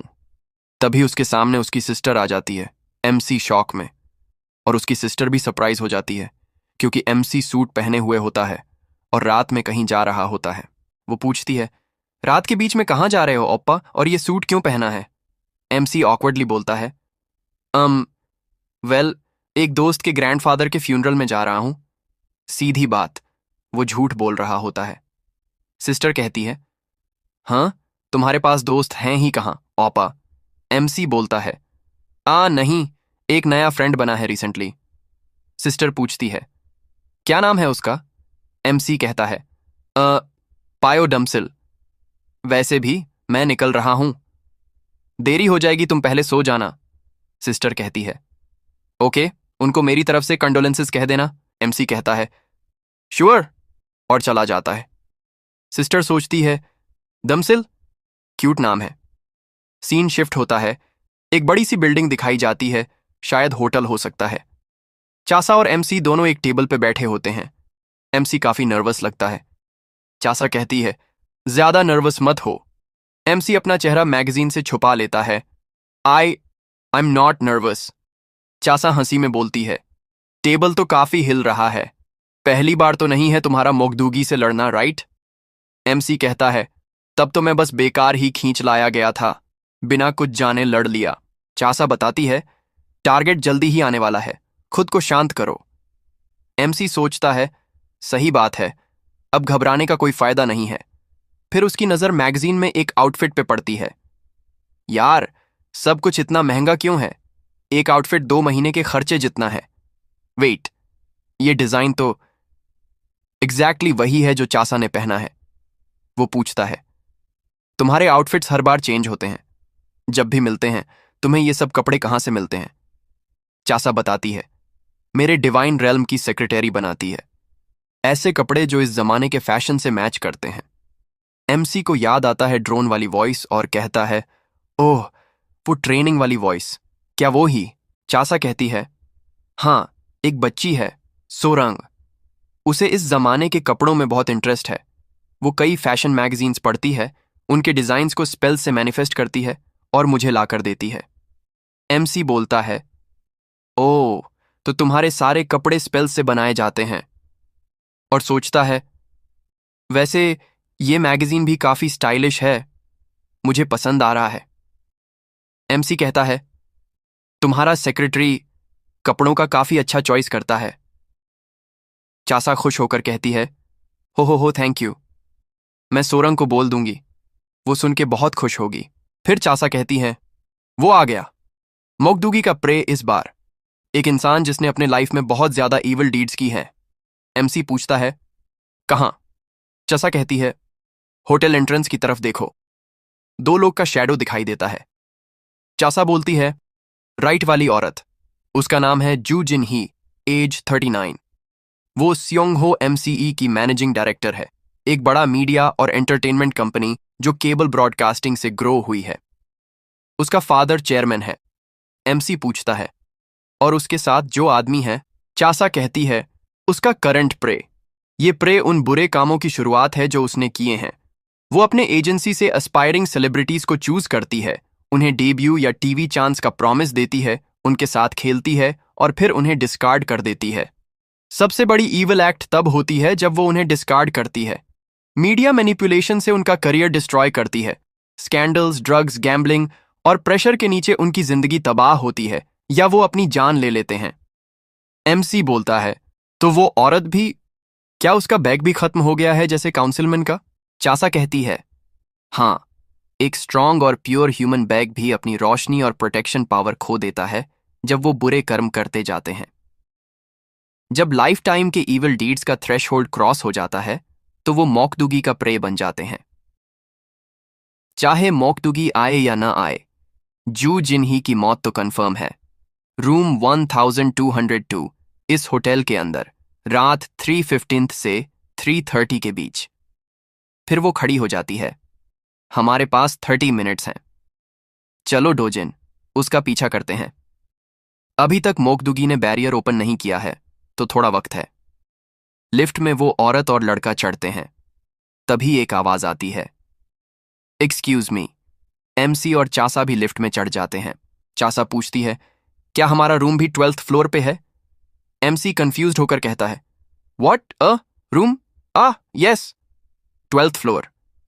वो औरत चासा को देखती है और कहती है, ओ माय मिस, आप काफी खूबसूरत हैं, स्टाइल भी कमाल का है। क्या आप किसी एजेंसी में हैं? चासा कहती है, नो। और वो औरत अपना बिजनेस कार्ड निकाल कर देती है। हो, कॉशियस होने की जरूरत नहीं, ये देखिए मैं कौन हूं। फिर कहती है, मुझे आप में स्टार पोटेंशियल दिख रहा है, अगर इंटरेस्टेड हो तो कभी एजेंसी आके देखिए।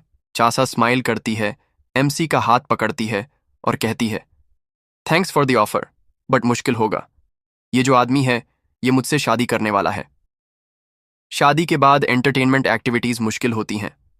एमसी का फेस लाल पड़ जाता है शर्म से। वो औरत कहती है, ओ माय, क्या वेस्ट है। वेल, शादी के बाद मुश्किल होता है, दैट्स टू बैड। एमसी अब भी शर्मा रहा होता है।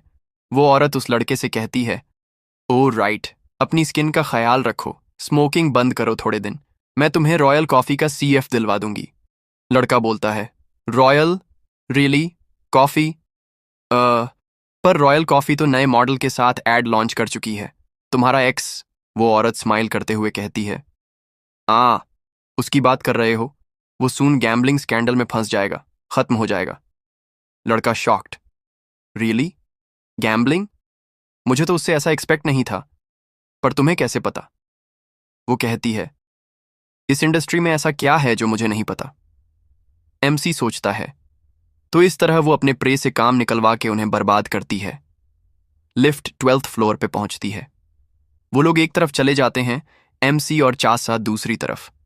एमसी बोलता है, पर अगर हम मोगडुगी को रोक भी दें और अगर फिर भी वो औरत 3:15 3:30 के बीच मर जाए तो कैसे? ना तो उसे कोई बीमारी लगती है, ना सुसाइडल। तो कॉज ऑफ डेथ क्या है? चासा कहती है, हमें भी एग्जैक्ट कॉज नहीं पता, कोई भी फ्यूचर नहीं जानता। इवन अगर लाइफ स्पैन प्री डिटर्मिन्ड हो, एग्जैक्ट एंड का वक्त अननोन होता है। एमसी बोलता है, श्योरली कोई मेजर एक्सीडेंट तो नहीं होटल में? चासा कहती है, नहीं, अगर कोई मेजर एक्सीडेंट होता जिसमें कई लोग मरते तो ये जगह ग्रिम रीपर्स से भर जाती। एमसी कहता है, रिलीफ है कि एक्सीडेंट नहीं है, लेकिन अगर एक्सीडेंट नहीं तो मौत किस वजह से होगी? क्या? वो औरत, चासा कहती है, प्रॉबेबली उसने बहुत एनिमीज बना लिए हैं, हाई चांस है कि उसका कोई विक्टिम उसे मार देगा।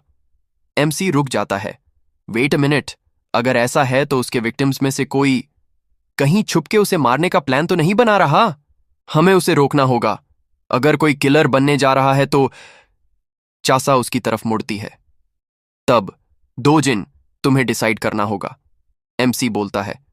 क्या? डिसाइड क्या? चासा कहती है। अगर जू जिनही की डेथ का रीजन मर्डर है और तुम उसे बचाते हो, तो तुम्हें उस मौकदुगी से लड़ना पड़ेगा जो उसकी सोल लेने आएगा। लेकिन अगर तुम मर्डर को नहीं रोकते तो हम उसकी सोल पहले ले लेंगे और मौकदुगी कभी नहीं दिखेगा। चूज दो जिन। क्या तुम उसे बचाओगे और मौकदुगी से लड़ोगे, या फिर उसे ना बचा के उसकी सोल क्वाइटली कलेक्ट करोगे? चुनो मिस्टर डोजिन, मैं तुम्हारे फैसले का पालन करूंगी। अगर तुम रेफरेंस के लिए जानना चाहो, तो अगर हम मर्डर को रोकने का इरादा रखते हैं तो हमें उस औरत के सामने खुद को रिवील करना होगा। अगर ऐसा हुआ तो वो मौकदुगी जो उस औरत को टारगेट कर रहा है वो हमें पहले डिटेक्ट कर लेगा। खुद को पहले रिवील करना मतलब इनिशिएटिव मौकदुगी को दे देना। शांति से सोचो और बेस्ट चॉइस करो। एमसी चुपचाप आंखें बंद करके सब सुन रहा होता है और उसे चासा की वो बात याद आती है। हमें एग्जैक्ट कॉज ऑफ डेथ भी नहीं पता, कोई भी भविष्य नहीं जानता, यहां तक कि वो लाइफ स्पैन जो प्री डिटरमिन्ड कही जाती है उसका एग्जैक्ट एंड टाइम भी कोई नहीं जानता। फिर एमसी अपनी आंखें खोलता है और सोचता है, मेरे लिए अभी के समय में सबसे अच्छा फैसला यही होगा कि मैं एक विक्टिम को गुस्से में आकर एक मर्डरर बनने से रोक सकूं। और वो चासा का शोल्डर पकड़ लेता है और कहता है, जैसा तुमने कहा, अगर किस्मत प्री डिटरमिन्ड नहीं है तो जू जिन ही किसी और के हाथों मारी जाएगी। ये बस एक पॉसिबिलिटी है ना? इसका मतलब ये भी हो सकता है कि वो किसी और वजह से भी मर सकती है, मर्डर के अलावा। और अगर ऐसा है तो हम दोनों चीजें रोक सकते हैं। 1, जू जिन्ही की सोल मौकदुगी से बचाना। 2, और किसी एक आइडल ट्रेनी को मर्डर करने से रोकना। वो आइडल ट्रेनीज सिर्फ मेरी उम्र के ही बच्चे हैं या मेरी छोटी बहन जैसा कोई, जिन्हें अपने सपने के पीछे भागना था, डेब्यू का इंतजार था, और जिन्ही जैसी इंसान ने उनका फायदा उठाया, उनके ड्रीम्स को बंधक बनाया। अगर आज रात वो किसी का खून नहीं करते तो वो दोबारा जीवन शुरू कर सकते हैं। इसीलिए मैं दोनों चीजें रोकने की कोशिश करूंगा। Please help me. चासा हल्की सी मुस्कान देती है और कहती है, ऑल राइट, अगर यही तुम्हारा फैसला है तो मैं उसका पालन करूंगी। दोनों वहां से निकल जाते हैं। सीन लाइट और फन हो जाती है। डोजिन मन ही मन सोचता है और यहां एमसी सोच रहा होता है, मैंने एक्साइटमेंट में उसके कंधे पर हाथ रख दिया। और वो शर्मा भी रहा होता है, क्या मैंने उसे अपसेट या सरप्राइज कर दिया? वैसे फिजिकल कांटेक्ट तो उसने ही पहले किया था, लेकिन कहीं उसे ये गलत ना लग जाए कि मैंने उसके कंधे को छुआ किसी बुरी नीयत से। वेल, ऐसा तो नहीं है कि मेरी कोई बुरी नीयत नहीं थी, राइट? और यार, ये दोनों कितने क्यूट लग रहे हैं। चासा एमसी को देख रही होती है, कहती है, क्या तुम उस आइडल ट्रेनी के लिए परेशान हो? तुम वाकई एक बहुत दयालु और नरम दिल इंसान हो। एमसी कहता है, हाँ हाँ हाँ हाँ, वो वेल, बिल्कुल बिल्कुल, मैं तो उसी आइडल ट्रेनी के बारे में सोच रहा था। ऐसे वक्त पर कौन सोचता है किसी बुरी नीयत, कंधे या फिजिकल कांटेक्ट के बारे में? वो पूछती है, कंधे? एमसी कहता है, अरे नहीं, कुछ नहीं।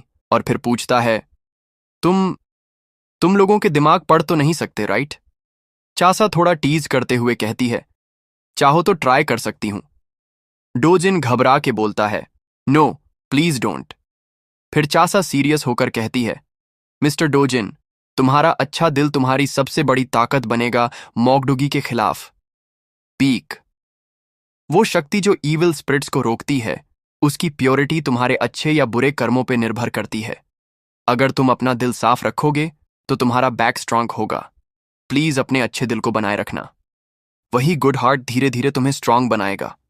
ये सुनकर एमसी थोड़ी देर चुप रहता है और मन ही मन सोचता है, हाँ, उसने मेरी डार्क इंटेंशंस टेलीपैथी से नहीं पढ़ी। मेंटेन अ गुड हार्ट, क्या ये इशारा था कि मैं उसके बारे में इम्प्योर थॉट्स ना रखूं? चासा एमसी को देखकर थोड़ी कंफ्यूज्ड होती है, ये बंदा आखिर सोच क्या रहा है? और फिर चासा कहती है, मुझे मौकदुगी का बैरियर खुलने के कोई संकेत नहीं मिल रहे हैं, हमें देर नहीं करनी चाहिए। सोचूं तो वो वाला भेड़िया भी ऐसा ही था। एमसी बोलता है, लगता है मौकदुगी हमेशा इस बैरियर नाम की चीज का इस्तेमाल करते हैं। चासा एक्सप्लेन करती है, मोकडुगी अक्सर इंसानी रूप में दुनिया के शैडोज में छुप जाते हैं, लेकिन जब वो शिकार करते हैं तो एक बैरियर बनाते हैं, एक अलग दुनिया जहां वक्त रुक जाता है। वो अपने शिकार को उस बैरियर में खींच लेते हैं बिना रियल वर्ल्ड में कोई निशान छोड़े। और कहती है, लेकिन जब बैरियर खुलता है तब एक साइकिक वेव जनरेट होती है। हम उस वेव का इंतजार करके मोकडुगी को पकड़ सकते हैं। जैसे ही डोजिन और चासा उस तरफ बढ़ रहे होते हैं, अचानक रूम के अंदर से चिल्लाहट सुनाई देती है, murder, he is crazy. Idol trainee भागते हुए बाहर निकलता है, पूरे पैनिक में। डोजिन और चासा उसे पहचान जाते हैं। यही तो है वो आइडल जो जू जिनही के साथ होटल गया था। चासा तुरंत अपना नोट खोलती है, उसमें से एक पेपर निकालती है और उस ट्रेनी की पीठ पर चिपका देती है। ट्रेनी एकदम से रुक जाता है, जैसे कोई बटन दब गया हो। चासा एक स्पेल चांट करती है, सोरंग, इस बंदे की मेमोरी इरेज कर दो और इसे घर भेज दो। तुरंत एक ड्रोन हवा में से निकलता है। सोरंग एक्टिवेट हो चुकी होती है। Yes miss Chasa. Sorang trainee के पास जाती है। ट्रेनी अब एक रोबोटिक टोन में बोलता है, I have to go home, I have to go home, I have to go. Chasa कामली कहती है, लगता है किसी और ट्रेनी ने छुपके जू जिनही पे अटैक किया है। कमोशन बढ़ने से पहले हमें कुछ करना होगा। दोजिन तुरंत एक्शन में आता है और रूम का डोर खोलने की कोशिश करता है। ओह नो, डोर लॉक्ड है। लगता है इमरजेंसी है। फायर एक्स बना के तोड़ना पड़ेगा। वो कुछ करने ही जा रहा होता है कि चासा बोलती है, स्कोर्चिंग हीट। डोर का मेटल मेल्ट होने लगता है और गेट खुल जाता है। खुल गया, पर ध्यान से जाना, अभी भी गर्म है। दोजिन हां में सिर हिलाता है और तुरंत रूम के अंदर दौड़ता है। अंदर से आवाज आ रही होती है, कोई मदद के लिए चिल्ला रहा होता है। जैसे ही डोजिन अंदर जाता है, उसका शॉक हो जाता है। जैसे एक्सपेक्ट किया था, एक वेंजफुल आइडल ट्रेनी जू जिनही को मारने आया है। वो लड़का जिनही का गला दबा रहा होता है। Die you evil woman. Dojin तुरंत बीच में पड़ता है और उस लड़के को रोकता है। स्टॉप इट यू बास्टर्ड, अपनी जिंदगी खराब मत कर। लड़का गुस्से में, लेट मी गो, मैं तुम्हें भी मार दूंगा। उस मोमेंट पर चासा एंट्री लेती है। लड़का चिल्ला रहा होता है, छोड़ो मुझे। एमसी उसे दोबारा रोकता है, बस करो हरामी, क्या अपनी जिंदगी खुद बर्बाद करना चाहता है? लड़का इमोशनल ब्रेकडाउन में चिल्लाता है, तुम क्या जानते हो, मेरी जिंदगी तो उस औरत की वजह से पहले ही खत्म हो चुकी है। तभी वो औरत जोर जोर से खांसते हुए कहती है, तू पागल हो गया है क्या? ये सब क्या है? फिर एमसी और चासा को देखती है और शक से कहती है, तुम दोनों, क्या तुम वही कपल हो जो पहले आए थे? तुम भी इस पागल के साथ मिले हुए हो क्या? तभी वो लड़का और भी ज्यादा गुस्से में चिल्लाता है, उस ड्रग्स वाले आर्टिकल की बात कर रहे हो ना? तुम्हारे बेटे ने मीडिया को मैनिपुलेट किया है। मैं पहले ही कह चुका हूं कि मैंने कोई ड्रग्स नहीं ली थी। औरत सरकास्टिक अंदाज में हंसते हुए कहती है, सीरियसली, ये तो पूरा पागल हो चुका है। और फिर चिल्ला उठती है, पागल हो गया है क्या? तुम्हारी कार में ड्रग्स मिलने के आर्टिकल से मेरा क्या लेना देना?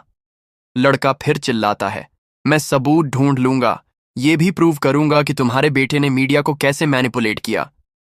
औरत शॉक में बोलती है, क्या? और अगर तुझे सबूत मिल भी गया तो क्या होगा? कौन तुझ पे यकीन करेगा? एमसी फौरन इंटरफेयर करता है, बस करो, उसे और भड़काओ मत। लड़का इतने गुस्से में होता है कि उसका पूरा शरीर कांपने लगता है। औरत अब एटीट्यूड में बोलती है, हाँ, ये तो बहुत ही फनी है। मैंने एक लूजर पे थोड़ा सा मेहरबानी क्या दिखा दी, जो जरा भी टैलेंटेड नहीं था। अब वो मुझे मारने चला आया? ये सुनकर लड़का आग बबूला हो जाता है और चिल्लाता है, तू, मैं तुझे जान से मार दूंगा। एमसी उसे रोकने की कोशिश करता है, शांत हो जाओ, अब गनुस्सा करने से कोई फायदा नहीं। उस औरत की लाइफ वैसे भी खत्म होने वाली है। उसकी लाइफ स्पैन आज ही खत्म हो रही है। ये सुनते ही माहौल एकदम साइलेंट हो जाता है। लड़का शॉक में बोलता है, क्या? औरत घबरा के बोलती है, ये क्या बोल रहा है? ये पागल है क्या? तभी चासा सामने आती है और लड़के के हाथ पर एक तालिस्मन चिपका देती है। लड़का तुरंत शांत हो जाता है।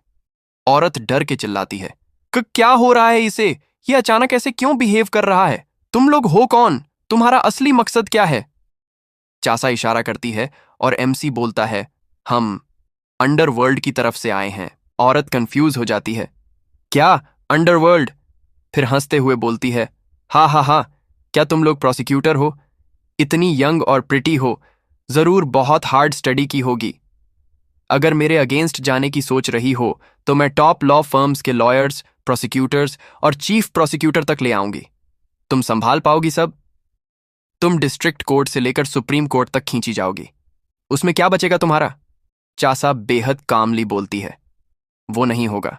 जिस कोर्ट में तुम जाने वाली हो वो सबसे निचला कोर्ट है। औरत फिर कहती है, अच्छा, तो फिर अकेले ही लड़ती रहो। लेकिन तभी वो आइडल ट्रेनी लड़का धीरे धीरे गायब होने लगता है।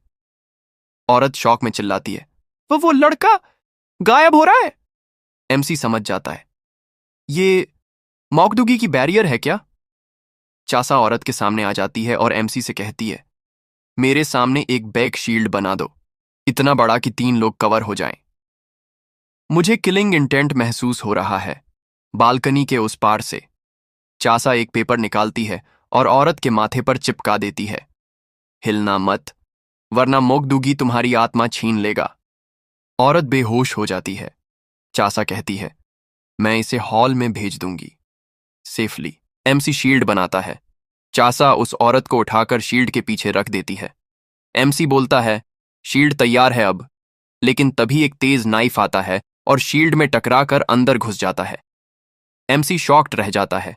चासा चिल्लाती है, शील्ड के बाहर सिर मत निकालना, ये तो अभी शुरू हुआ है।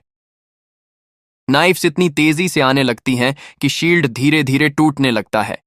एमसी स्ट्रगल करता है और बोलता है, अगर पहले से शील्ड नहीं होता तो हम लोग कब के पिन कुशन बन चुके होते। नाइफ्स की संख्या बढ़ती जाती है और शील्ड और भी तेजी से क्रैक होने लगता है। एमसी को डैमेज भी लगने लगता है, लेकिन फिर भी जैसे तैसे शील्ड होल्ड करके रखा होता है। एमसी गुस्से में चिल्लाता है, आई डिमांड वर्कर्स कॉम्पेंसेशन। नहीं, क्या इस जॉब में लाइफ इंश्योरेंस भी है? कोई बात नहीं, मेरी छोटी बहन का ख्याल रखना प्लीज। चासा कूली बोलती है, डोंट वरी, सब कुछ एम्प्लॉयमेंट कॉन्ट्रैक्ट में लिखा है। फिर वो एक स्पेल कास्ट करती है, डीमन रिफ्लेक्टिंग मिरर, और उसी पल चारों तरफ से आ रहे नाइफ्स के अटैक रुकने लगते हैं।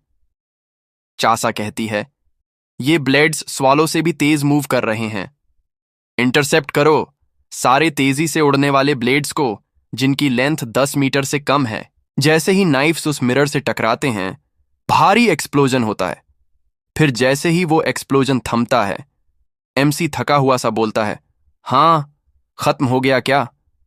लेकिन तभी एक ठंडी और घमंडी आवाज गूंजती है, वाओ, डीमन रिफ्लेक्टिंग मिरर। हां, इतनी प्रीशियस ट्रेजर के बावजूद तुम्हें इंसानी ताकत का सहारा लेना पड़ रहा है मॉकडुगी पकड़ने के लिए। ये आवाज समर सन की होती है। वो बोलता है, चाहे तुम अंडरवर्ल्ड की मैसेंजर हो या कोई गॉड, तुम कुछ खास नहीं हो। इतना बड़ा शील्ड बनाने के लिए काफी ज्यादा बैक यूज किया होगा, है ना? अब कैसी हो मिस मैसेंजर? अगर तुम बस उस शिकार को हमें सौंप दो। इसके बाद चासा बोलती है, डू जिन। एमसी बोलता है, मिस मैसेंजर, और उसी वक्त वो एक गन क्रिएट करता है और गोलियां चलाने लगता है। अब कोई निगोशिएशन नहीं होगा। फिर हम देखते हैं कि समर सन के साथ जो बंदा था उसे गोली लग जाती है, लेकिन समर सन को नहीं लगती और वो फुर्ती से कवर में चला जाता है। समर सन सार्केस्टिकली बोलता है, वाओ, तुम तो हद ही कर रहे हो। मैं तो बस बात कर ही रहा था। मन ही मन सोचता है, मेरे सोर्सेज ने यह तो नहीं बताया था कि यह बंदा एक साथ 2 बैक वेपन्स भी बना सकता है। फिर खुद से कहता है, कोई बात नहीं, वैसे भी मैं अकेला नहीं आया हूं इस लड़ाई में। अब मैं तुम्हें मिलवाता हूं। तुम्हारे हथियार का जवाब देने के लिए मैं ये खास मोगदूगीज लेकर आया हूं। फिर वो बंदा जिसे गोली लगी थी बिल्कुल ठीक ठाक खड़ा होता है और बोलता है, तुमने वादा किया था कि मुझे खुद को साबित करने का मौका दोगे। क्या सच में आप पूरी लड़ाई मुझे सौंपने वाले हैं, मास्टर समर स्टार? समर सन जवाब देता है, हां, जैसा वादा किया था। मैं इस लड़ाई में दखल नहीं दूंगा। तो दिखाओ, क्या कर सकते हो तुम? वो बंदा कहता है, thank you, master summer star.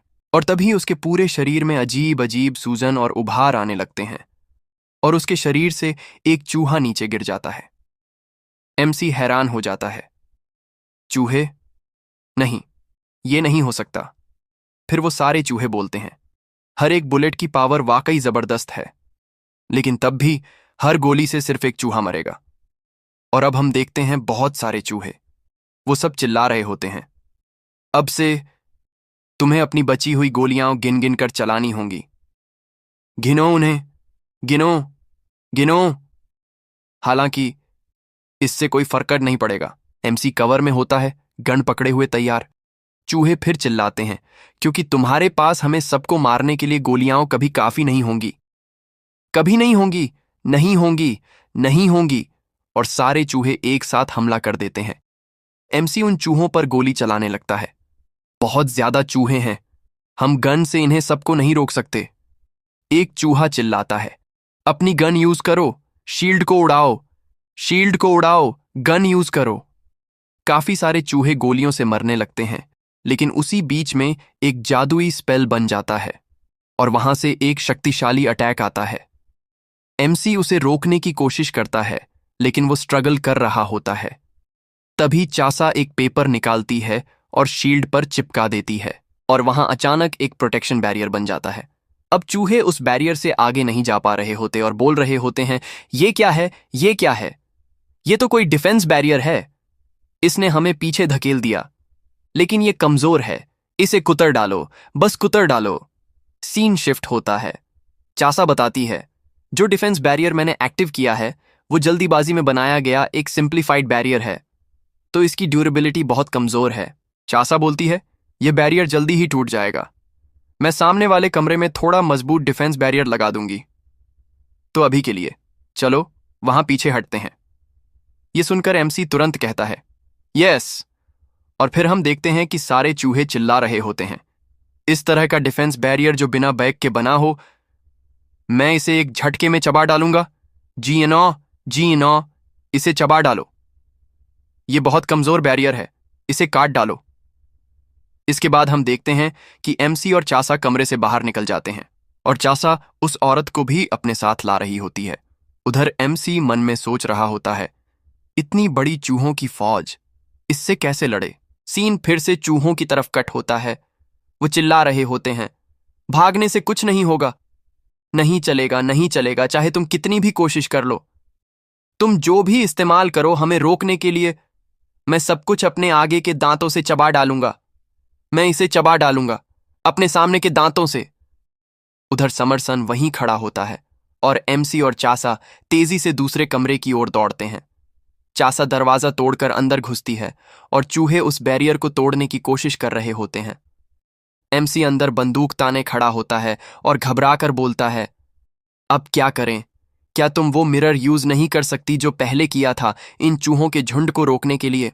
चासा बताती है, जोयोग्योंग मिरर से मोगदुगी को काबू करना नामुमकिन है, सिर्फ इंसान का बैक ही मोगदुगी को काबू कर सकता है। फिर वह उस औरत को किनारे लिटा देती है। एमसी हैरानी से पूछता है, रुको, क्या तुम कह रही हो कि वो हर छोटा सा चूहा भी एक मोगदुगी है? चासा जवाब देती है, हाँ, ये पहली बार है जब मैंने मोगदुगी को ऐसे कॉलोनी फॉर्म में देखा है। जैसे वो अपने आप को कुर्बान करके अटैक स्पेल्स चला रहे हैं, उससे लगता है कि सभी चूहे एक ही चेतना शेयर कर रहे हैं। इसके बाद चासा पेपर निकालकर ऊपर उछालती है। फिलहाल इस कमरे की रक्षा के लिए एक फॉर्मल डिफेंसिव बैरियर लगाते हैं। पेपर हवा में घूमते हैं और फिर एक प्रॉपर डिफेंसिव बैरियर बन जाता है। चासा पूछती है, क्या तुम्हारे पास कोई और हथियार है जिसे तुम मैनिफेस्ट कर सको, कोई ऐसा जिसे ज्यादा डैमेज कर सके? एमसी कहता है, मैंने इस बारे में बहुत सोचा है, लेकिन इस वक्त मैं सिर्फ छोटे छोटे फायर आर्म्स मैनिफेस्ट कर सकता हूं जो शील्ड के साथ इस्तेमाल हो सकें। मैंने तुम्हारी दी हुई एनसाइक्लोपीडिया में इंटरनल स्ट्रक्चर्स के क्रॉस सेक्शन डायग्राम्स देखे थे, लेकिन बाकी हथियारों की इंटरनल स्ट्रक्चर मैंने इतनी अच्छी तरह से याद नहीं की कि उन्हें बना सकूं। ये सुनकर चासा थोड़ी देर सोचती है और फिर कहती है, तो तुमने डायग्राम्स तो देखे थे? ये रिस्की है, लेकिन एक तरीका है जिससे तुम थोड़े अधूरे नॉलेज से भी हथियार बना सकते हो। एमसी बोलता है, अगर ऐसा ही चला तो हम इन चूहों के झुंड द्वारा चबाकर मार डाले जाएंगे। हमें कुछ ट्राई करना ही होगा, चासा कहती है। ठीक है, तो इस बेड पर बैठो, एमसी कहता है। ठीक है। उधर चूहे देख रहे होते हैं कि अंदर क्या चल रहा है। काटते रहो, जी नो थ्रू इट। चासा अब एमसी को समझा रही होती है। अब मैं तुम्हारे बैग का इस्तेमाल करके तुम्हारे दिमाग को हाइपर अवेकन करूंगी। अगर हम ऐसा करें तो कुछ समय के लिए तुम अपने दिमाग की 100% से ज्यादा क्षमता इस्तेमाल कर सकोगे। हाइपर अवेकेंड स्टेट में इवन अगर तुमने किसी हथियार का डायग्राम सिर्फ एक बार देखा हो, तब भी तुम उसे पूरी तरह समझकर मैनिफेस्ट कर पाओगे। एमसी पूछता है, अगर ये इतना कारगर है तो हम इसे पहले क्यों नहीं इस्तेमाल कर रहे थे? चासा एक्सप्लेन करती है, असल में ये तरीका पुराने मार्शल आर्टिस्ट अपने शरीर को मजबूत करने के लिए इस्तेमाल करते थे। आमतौर पर इसे दिमाग को एनहांस करने के लिए यूज नहीं किया जाता। इसके अलावा वेपन मैनिफेस्टेशन एक फिक्स्ड मात्रा में बैक का इस्तेमाल करता है, लेकिन बॉडी एनहांसमेंट लगातार बैक कंज्यूम करता है। एक्टिवेट करने के बाद कुछ सेकंड्स में तुम्हारा सारा बैक खत्म हो जाएगा और फिर तुम्हारी लाइफ स्पैन जलने लगेगी। तुम जैसे इंसान के लिए जिसके पास 3 लोगों का बैक है, इसकी लिमिट करीब 5 मिनट है। ये एक म्यूचुअल डिस्ट्रक्शन टेक्निक है और शरीर की बजाय दिमाग को अवेकन करना, इसमें फेल होने का खतरा बहुत ज्यादा है। मैं कोई गारंटी नहीं दे सकती। ये सुनने के बाद डोजिन कहता है, तुम झूठ तक नहीं बोल सकती कि ये जरूर काम करेगा? चासा शांति से जवाब देती है, ऐसी हालत में झूठ बोलना बेमतलब होगा। हाइपर अवेकन करने के लिए तुम्हारा दिमाग पूरी तरह से डर और चिंता जैसे नेगेटिव विचारों से मुक्त होना चाहिए। एक ऐसा दिमाग जो सिर्फ पॉजिटिव और हैप्पी थॉट्स से भरा हो। अब से सबसे ज्यादा खुशी देने वाली चीजें सोचो। जैसे ही तुम ऐसा करोगे, मैं तुम्हारी ब्रेन एक्टिविटी को बढ़ाऊंगी और उसमें तुम्हारा बैक मिलाकर तुम्हारा दिमाग हाइपर अवेकन करूंगी। अब एमसी सोचने लगता है, सबसे ज्यादा खुश करने वाली चीजें, सबसे पहले तो बहुत सारा पैसा चाहिए होगा, है ना? क्योंकि मुझे ये जिन का इलाज कराना है और जब ये जिन पूरी तरह से ठीक हो जाती है तो उसके लोअर बॉडी पैरालिसिस का रिस्क भी पूरी तरह खत्म हो जाता है। हम उसे बाहर से मुस्कुराते हुए देखते हैं, चेहरे पर सुकून होता है। चसा बोलती है, बहुत अच्छा कर रहे हो, बिल्कुल worry free pure happiness imagine कर रहे हो। तुम्हारा अवेकनिंग लेवल स्मूथली बढ़ रहा है। बस ऐसे ही चलते रहो, डोजिन। एमसी अब और गहराई से सोचता है, और मैं चाहता हूं एक नॉर्मल खुशहाल फैमिली। अब उसकी कल्पना में हम देखते हैं, वो ऑफिस से घर आता है और घर में चासा खाना बना रही होती है। एमसी हंसते हुए कहता है, हनी, आई एम होम। चासा मुस्कुराते हुए जवाब देती है, वेलकम बैक। एमसी सोच रहा होता है, हम दोनों की नई नई शादी वाली लाइफ सिर्फ खुशियों से भरी हुई। उधर बाहर चासा चौंक जाती है। अवेकनिंग लेवल बहुत तेजी से बढ़ रहा है। बहुत बढ़िया, ये रफ्तार काफी अच्छी है। अब हम इमेजिनेशन में देखते हैं, 2 बच्चे, एक बेटा और एक बेटी। शायद बच्चों की इमोशनल और सोशल डेवलपमेंट के लिए कोई पेट, एक डॉग या कैट। इसके बाद बाहर का सीन दिखता है। चासा हैरान हो जाती है, यकीन नहीं हो रहा, अवेकनिंग लेवल इतनी तेजी से स्पाइक कर गया। अब फिर इमेजिनेशन में, यही है एक खुशहाल फैमिली बनाने का तरीका। अब बच्चे बड़े हो चुके होते हैं, सबके चेहरे पर शांति है। फिर चासा कहती है, ठीक है, अब मैं तुम्हारा दिमाग हाइपर अवेकेंड स्टेट में डालती हूं। अब पूरा फोकस एक साथ लगाओ। अब एमसी का अंदरूनी रिएक्शन, मेरी बीवी, मेरी बीवी। चासा मुस्कुराते हुए बोलती है, डार्लिंग। अब रोमांस का मोड़ आता है। एमसी पूछता है, बच्चे? चासा जवाब देती है, वो सब सो चुके हैं, लेकिन हनी, मुझे लगता है तीसरा बच्चा भी अच्छा रहेगा। और फिर दोनों तीसरे बच्चे के लिए शुरू हो जाते हैं। अब बाहर के सीन में भी एमसी धीरे से बड़बड़ा रहा होता है, तीसरा, तीसरा। उसके रिएक्शन लेवल में भी जबरदस्त उछाल आ जाता है। सीन शिफ्ट होकर समर सन की तरफ जाता है। वो सोच रहा होता है, ये जीव अपनी पूरी ताकत से काट रहे हैं, लेकिन डिफेंसिव बैरियर अभी भी टिका हुआ है। मैंने कभी ऐसा गॉड नहीं देखा। ये अब तक लड़े गए किसी भी दुश्मन से अलग है, पूरी तरह एक नए लेवल पर। खैर, जो भी हो, मैं लड़ नहीं रहा, आज तो बस देखने आया हूं। फिर वो बोलता है, तो चलो देखते हैं ये हमारी चूहों की अटैक को कब तक झेल पाते हैं। अब हम देखते हैं कि चूहे अपने दांतों से बैरियर को तोड़ने की कोशिश कर रहे हैं। सीन शिफ्ट होता है। चासा कह रही होती है, इम्प्रेसिव, यकीन नहीं हो रहा। तुमने सच में बैग का इस्तेमाल करके अपनी ब्रेन को हाइपर अवेकन कर लिया है। अब हम एमसी को देखते हैं। उसके बाल अब सफेद हो गए हैं, हाइपर अवेकनिंग की निशानी। वहीं दूसरी ओर चूहे और भी ज्यादा ताकत से बैरियर को काटने लगते हैं, जोर जोर से चिल्ला रहे होते हैं, स्पेल चलाओ, स्पेल चलाओ, स्पेल। डिफेंसिव बैरियर अब टूटने ही वाला है, काटते रहो। अब बैरियर दरकने लगता है, काटो, जल्दी जल्दी काटो। डिफेंस अब पूरी तरह गिरने ही वाला है। एक जगह से बैरियर टूट जाता है और वहीं से एक ग्रेनेड आकर चूहों के बीच गिरता है। वो ग्रेनेड एक चूहे के ऊपर गिरता है। चूहे समझ नहीं पा रहे होते कि ये क्या चीज है। अचानक ब्लास्ट होता है। आधे चूहे वहीं उड़ जाते हैं, बाकी बचे रहते हैं। समरसन अब सोचता है, ओह, तो ये है मॉडर्न जिनचुनरो। ये तीसरा हथियार हो गया। Text panel. जिनचुनरो, जोसेओन डायनेस्टी में इस्तेमाल होने वाला एक विस्फोटक सैन्य हथियार। समरसन फिर सोचता है, लेकिन अगर तुम इसी तरह बैग खर्च करते रहोगे तो वो खत्म हो जाएगा। चाहे छोटा जिनचुनरो हो, लेकिन इसे तुम मनचाहा जितना नहीं बना सकते। फिर एक और धमाका होता है।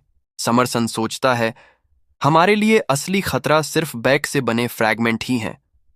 जब तक हम उन बैग के टुकड़ों से बचते रहेंगे, हम सुरक्षित हैं। अब एक चूहा अपने साथियों से कहता है, चिंता मत करो इन 2-4 जिनचुनरो की, ये हमारे लिए कुछ भी नहीं। अगर हम फैल जाएं तो जिनचुनरो की मारक ताकत भी बढ़ जाएगी। डिफेंसिव बैरियर को काटते रहो और आगे बढ़ो। फैलो, फैलो, तोड़ो, तोड़ो, काटो, फैलो, फैलो, फैलो। इतना कहते ही सारे चूहे एक साथ अटैक करने लगते हैं। और वही चूहा बोल ही रहा होता है, वैसे भी 2-4 जिनचुनरोए हमारा कुछ नहीं बिगाड़ सकते। तभी अचानक बहुत सारे ग्रेनेड आसमान से गिरते हैं। वो चूहा इतने सारे ग्रेनेड देखकर शॉक में आ जाता है और फिर सबसे कहता है, जो सबसे करीब हैं वो तुरंत अपने शरीर जिनचुनरो हीवन शेकिंग एक्सप्लोसिव शेल्स के अराउंड लपेट लो। टुकड़ों को पहले से ही ब्लॉक करो। उसके बाद चूहे ग्रेनेड उठाना शुरू कर देते हैं और 3-3 चूहे मिलके एक ग्रेनेड को अपने बॉडी से कवर कर लेते हैं। तब चूहा चिल्लाता है, ये जिनचियोनरो है, लपेट लो, लपेट लो, ब्लॉक करो टुकड़ों को, ब्लॉक करो। और उसी वक्त चासा अपना जॉयोग्यांग मिरर यूज करती है। मिरर से एक रोशनी निकलती है जो सीधा ग्रेनेड तक जाकर सबको ब्लास्ट कर देती है। सारे ग्रेनेड एक के बाद एक फूटने लगते हैं। ये देखकर समरसन हैरान होकर कहता है, वो जोयोग्यांग मिरर दैट रिफ्लेक्ट्स डीमंस की लाइट से डिटोनेट कर रहा है। फिर जैसे ही चूहा का नजर पड़ता है कि उसके बहुत सारे चूहे मर गए हैं, वो गुस्से में कहता है, शिट, इतने सारे एक साथ उड़ा दिए, लेकिन कोई फर्क नहीं पड़ता, ये सिर्फ जोर की आवाज है। अगर हम पहले की तरह अपना शरीर लपेट लें तो फ्रैगमेंट्स का डैमेज ज्यादा नहीं होगा। और तुरंत ऑर्डर देता है। अब जबकि हमें काउंटर मेजर पता चल गया है, हम डरते नहीं हैं। हमारे पास अभी भी बहुत सारे फ्रंटल दांत हैं काटने के लिए। और जो बचे हुए चूहे हैं वो फिर से अटैक करने लगते हैं। इस बार एमसी कुछ नया क्रिएट करता है और उसे बाहर फेंक देता है। चूहे बैरियर तोड़ने की कोशिश कर रहे होते हैं और चिल्लाते हैं, लगता है इनके पास बेक खत्म हो गया, बस एक जिनचियोनरो, 3 या 4 लोग, लपेट लो अपनी बॉडी से। जैसे ही वो ये कह रहा होता है, तभी एमसी ने जो चीज फेंकी थी वो जाकर गिरती है। टुकड़ों को ब्लॉक करो, बॉडी से कंटेन करो फ्रैगमेंट्स को। 3 चूहे तुरंत जाकर उस चीज को कवर कर लेते हैं। लपेट लो, लपेट, ब्लॉक करो टुकड़ों को, ब्लॉक करो, ब्लॉक करो, बॉडी से ब्लॉक करो। पर तभी उस ऑब्जेक्ट से रोशनी निकलती है और सब जगह धुआं छा जाता है। चूहे हैरान हो जाते हैं और चिल्लाने लगता है, ये क्या है, क्या है ये आग है, सफेद आग, धुआं आग। ये आग है जो धुएं जैसी दिखती है, व्हाइट फायर, स्मोक फायर। हाँ, ये व्हाइट फायर होती है जो धुएं जैसी दिखती है और चूहे इसमें जलने लगते हैं। चूहे चिल्लाते हैं, ये आग बुझ ही नहीं रही, बुझती ही नहीं। स्मोक फायर, जो बुझती नहीं। ये आग हमारे शरीर से चिपक गई है, उतर ही नहीं रही। और फिर हम देखते हैं समर सन को, जो चूहों को जलते हुए देख रहा होता है। वाइट फायर, जो धुएं का रूप लेती है और बुझती ही नहीं। ऐसा जादू तो जादू टोने में भी नहीं है। फिर वो एमसी के बारे में सोचता है। वो आदमी आखिर लोहा और आग पर कितनी हद तक कंट्रोल कर सकता है। फिर वो कहता है, मैंने वादा किया था कि हारने पर भी दखल नहीं दूंगा, लेकिन अब क्या करूं? लगता है अब आराम से खड़े रहने का वक्त नहीं बचा। और सीन शिफ्ट होता है अंदर, जहां चासा कह रही होती है, वाइट फास्फोरस स्मोक फैल रही है, अब आखिरी हथियार की तैयारी करो। दो जिन, तुम्हारे पास ज्यादा बेक नहीं बचा है, अब से इसे बहुत सोच समझ के इस्तेमाल करना होगा। एमसी सिर हिलाता है और फिर से कुछ नया क्रिएट करने लगता है। फिर हम एक चूहे को देखते हैं जो डरा हुआ होता है, उसे पसीना भी आ रहा होता है और वह चिल्लाता है, जिन्हें हल्की चोटें आई हैं, वाइट फायर वाला मांस काट कर निकाल दो, मांस काटो और इकट्ठा हो जाओ। और जिन्हें ज्यादा चोट लगी है, वो अपने पेट वाले हिस्से से साथियों को ढक दो जहां आग नहीं लगी है। तो चूहे वैसा ही करते हैं, अपने साथियों को अपनी बॉडी से कवर करो ताकि उस सफेद धुएं को ब्लॉक कर सको। उसका बेग भी अब खत्म होने वाला होगा। फिर हम देखते हैं घायल चूहों को बाकी चूहे ढक रहे होते हैं और वो चूहा कह रहा होता है, बस थोड़ा और सह लो, जब तक धुआं छंट न जाए। उसके बाद हम उसे अपने दांतों से चीर कर रख देंगे। वो बोल ही रहा होता है कि तभी चासा चूहों को एक बैरियर में बंद कर देती है। चूहा चौंक कर बोलता है, ये क्या है? क्या है ये? क्या है ये? और फिर समझ जाता है, ये एक डिफेंसिव बैरियर है। वो चासा का defensive barrier, defensive barrier, defensive barrier. हमें फंसा लिया गया है, हमें बाहर निकलना होगा। इसके बाद चासा बाहर आती है और कहती है, मुझे शक था और सच में ये सारे इकट्ठा हो गए हैं।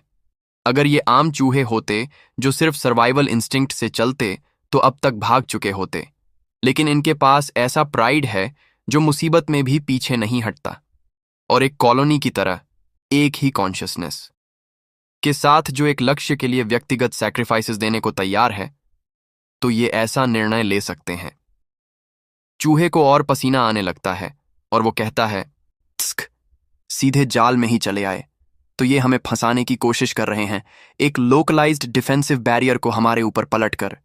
लेकिन उनके पास भी अब बेक बिल्कुल खत्म हो चुका होगा। इतने सारे गन्स, शील्ड्स और जितने सारे जिन चियनरो हीवन शेकिंग एक्सप्लोसिव शेल्स बनाए, और फिर वो ना बुझने वाली वाइट फायर। अब मैं बचे हुए दल के साथ तुम्हें हड्डियों तक कुतर डालूंगा। ये छोटा सा बैरियर हमें दांतों से सिर्फ 3 सेकंड में फाड़ देगा। ये सुनकर एमसी कहता है, 3 सेकंड बहुत ज्यादा हैं। और इस बार एमसी एक फ्लेम थ्रोवर तैयार करता है और कहता है, मेरे लिए 1 सेकंड ही काफी है। ये देखकर चूहों की तो हालत ही खराब हो जाती है, वो कांपने लगते हैं। एमसी तैयार होता है फायर करने के लिए, तभी चसा कहती है, चूंकि अब लड़ाई का फैसला तय हो गया है, मैं तुम्हारा दिमाग हाइपर अवेकेंड स्टेट से रिलीज कर देती हूं। और वो रिलीज करना शुरू करती है। फिर कहती है, हाइपर अवेकेंड स्टेट बनाए रखने में तुम्हारा लगभग सारा बेक खत्म हो गया है, अब बहुत सावधानी से इस्तेमाल करना। एमसी मन ही मन महसूस करता है और सोचता है, मुझे महसूस हो रहा है कि अब ज्यादा बेक नहीं बचा। मैंने बहुत ज्यादा हाइपर अवेकेंड ब्रेन स्टेट बनाए रखी, इसीलिए मैं सिर्फ 2 लीटर फ्यूल ही बना पाया। ये करीब 2 सेकंड की स्प्रे में ही खत्म हो जाएगा, लेकिन इसकी ताकत निर्णायक होगी। इस लड़ाई का अंत अब यहीं। एमसी बस फायर करने ही वाला होता है कि तभी सामने आ जाता है समर सन। रुको रुको, ऐसे वाइल्ड कार्ड का इस्तेमाल करना तो चीटिंग हुआ ना? ये देखकर एमसी गुस्से में बोलता है, तुम आखिरकार तुमने दखल दे ही दिया। फिर समर सन बताता है, असल में तो मेरा इस लड़ाई में कूदने का कोई इरादा नहीं था, लेकिन अब मैंने अपना मन बदल लिया है। लगता है उस आदमी को यहीं खत्म करना पड़ेगा। और वो एक नाइफ फेंक कर मारता है, लेकिन चासा उसे रोक लेती है। फिर समर सन मुस्कुराकर कहता है, हो कैसा रहा? अगर मैं ठान लूं तो जल्दबाजी में बनाया गया एक सिंप्लीफाइड डिफेंसिव बैरियर तोड़ना तो कोई बड़ी बात नहीं। मैं एक मार्शल आर्टिस्ट हूं, याद है? इसके बाद वो एक साथ 8 नाइव्स निकालता है और चासा से कहता है, अगर तुम चाहती हो कि ये नुकीले चाकू उस प्यारे से सफेद चेहरे में न धंसें तो हट जाओ उस आदमी के सामने से। चासा खामोशी से उसकी बातें सुनती है। ओह, तो तुम मार्शल आर्टिस्ट हो ऐसे चेहरे के साथ? तो फिर जितने फेंक सकती हो फेंको मिस मार्शल आर्टिस्ट। मुझे लगता है मॉकडूगी जैसे बीइंग्स जेंडरलेस होते हैं, पर मैं इसे मेल ही मानूंगा। तुम खुद देख लो, क्या तुम्हें ये लड़की जैसा लगता है? इसकी तो बड़े बड़े भी नहीं दिखती। तुम जो मानो। इसके बाद समरसन सारे नाइव्स एक साथ फेंक देता है। तभी चासा एक एक करके सारे नाइव्स को हवा में ही पकड़ने लगती है, यहां तक कि जो एमसी के माथे पर लगने वाला था उसे भी वो बिना हिले थाम लेती है। ये देखकर समरसन हैरान रह जाता है और सोचता है, वाह, ये तो काफी सीरियस थ्रो था। मुझे नहीं लगा था कि तुम सारे नाइव्स पकड़ लोगी। फिर वो हल्की सी मुस्कान के साथ कहता है, तुम आखिर हो कौन? कैसी औरत हो तुम? ओह ओह, लगता है गॉड्स अपने पार्टनर्स से बहुत ज्यादा प्यार करते हैं। अब तो समझ ही नहीं आ रहा, नाइट कौन है और प्रिंसेस कौन? एक दो को तो जाने दे सकती थीं, इतनी भी ओवर क्वालिफाइड क्यों हो? अब चासा बिल्कुल ठंडी नजरों से देखती है और सारे नाइव्स नीचे गिरा देती है। फिर काल्मली कहती है, हमारे प्रोफेशन में हमेशा स्टाफ की कमी रहती है, तो हर एक बंदा हमारे लिए बहुत इंपॉर्टेंट होता है। इसके बाद समरसन जमीन पर पड़े अपने रैट सोल्जर्स को उठाने लगता है और हंसते हुए कहता है, आहा हाँ, सच कहूं तो हमारे पास भी भारी स्टाफ की कमी है। भले ही ये बेकार से लगते हों, लेकिन हमारे लिए ये भी बहुत कीमती हैं, इसीलिए हम आज के लिए पीछे हटेंगे। तभी रैट चिल्लाता है, मिस समरसन, अभी सब खत्म नहीं हुआ है, हम अब भी लड़ सकते हैं। समरसन गुस्से में उसकी तरफ घूरते हुए कहता है, शट अप यू इडियट्स, तुम हार चुके हो, अब तुम में से बचे ही कितने हैं? और तभी आवाज आती है, माई हेड हर्ट्स। ये आवाज सुनते ही समरसन चौकन्ना हो जाता है और फिर हम देखते हैं वो औरत जो अंदर अनकॉन्शियस थी अब धीरे धीरे बाहर आ रही होती है। वो अपने सिर को थामे हुए कहती है, मैं कितनी देर से सो रही थी, ये सब गड़बड़ क्या है? क्या अभी भी ड्रग का असर बाकी है? मैं अजीब अजीब हेल्यूसिनेशंस देख रही थी। एमसी उसे बाहर आता देखकर डर के मारे सोचता है, ओ नो, क्या इसे अभी ही उठना था? हम तो बस खत्म करने ही वाले थे। वहीं दूसरी तरफ समरसन उस औरत को बाहर निकलते देखकर एक शातिर मुस्कान के साथ कहता है, ओ माय, लगता है अभी पीछे हटने का वक्त नहीं आया। प्रे खुद ही डिफेंसिव बैरियर से बाहर रेंग कर आ रही है। फिर वह अपने सारे चूहा सोल्जर्स से कहता है, जाओ और उस प्रे की सांस हमेशा के लिए बंद कर दो। जो भी कामयाब होगा उसे मदर से एक नाम मिलेगा। और फिर वो सारे चूहों को एक एक नाइफ के साथ फेंक देता है। नाइफ उस औरत को लगने ही वाला था कि तभी चासा उसे अपने लेग से जोर से नीचे पटक देती है और उसे नीचे ही पड़े रहने को कहती है। उसके बाद चासा के बाल खुल जाते हैं और नाइफ्स उसकी तरफ आ रहा होता है। चासा भी उसे आते हुए देख लेती है। तो इतना ही चैप्टर आया था, तो मैंने एक्सप्लेन कर दिया। चलो अगले वीडियो में मिलते हैं।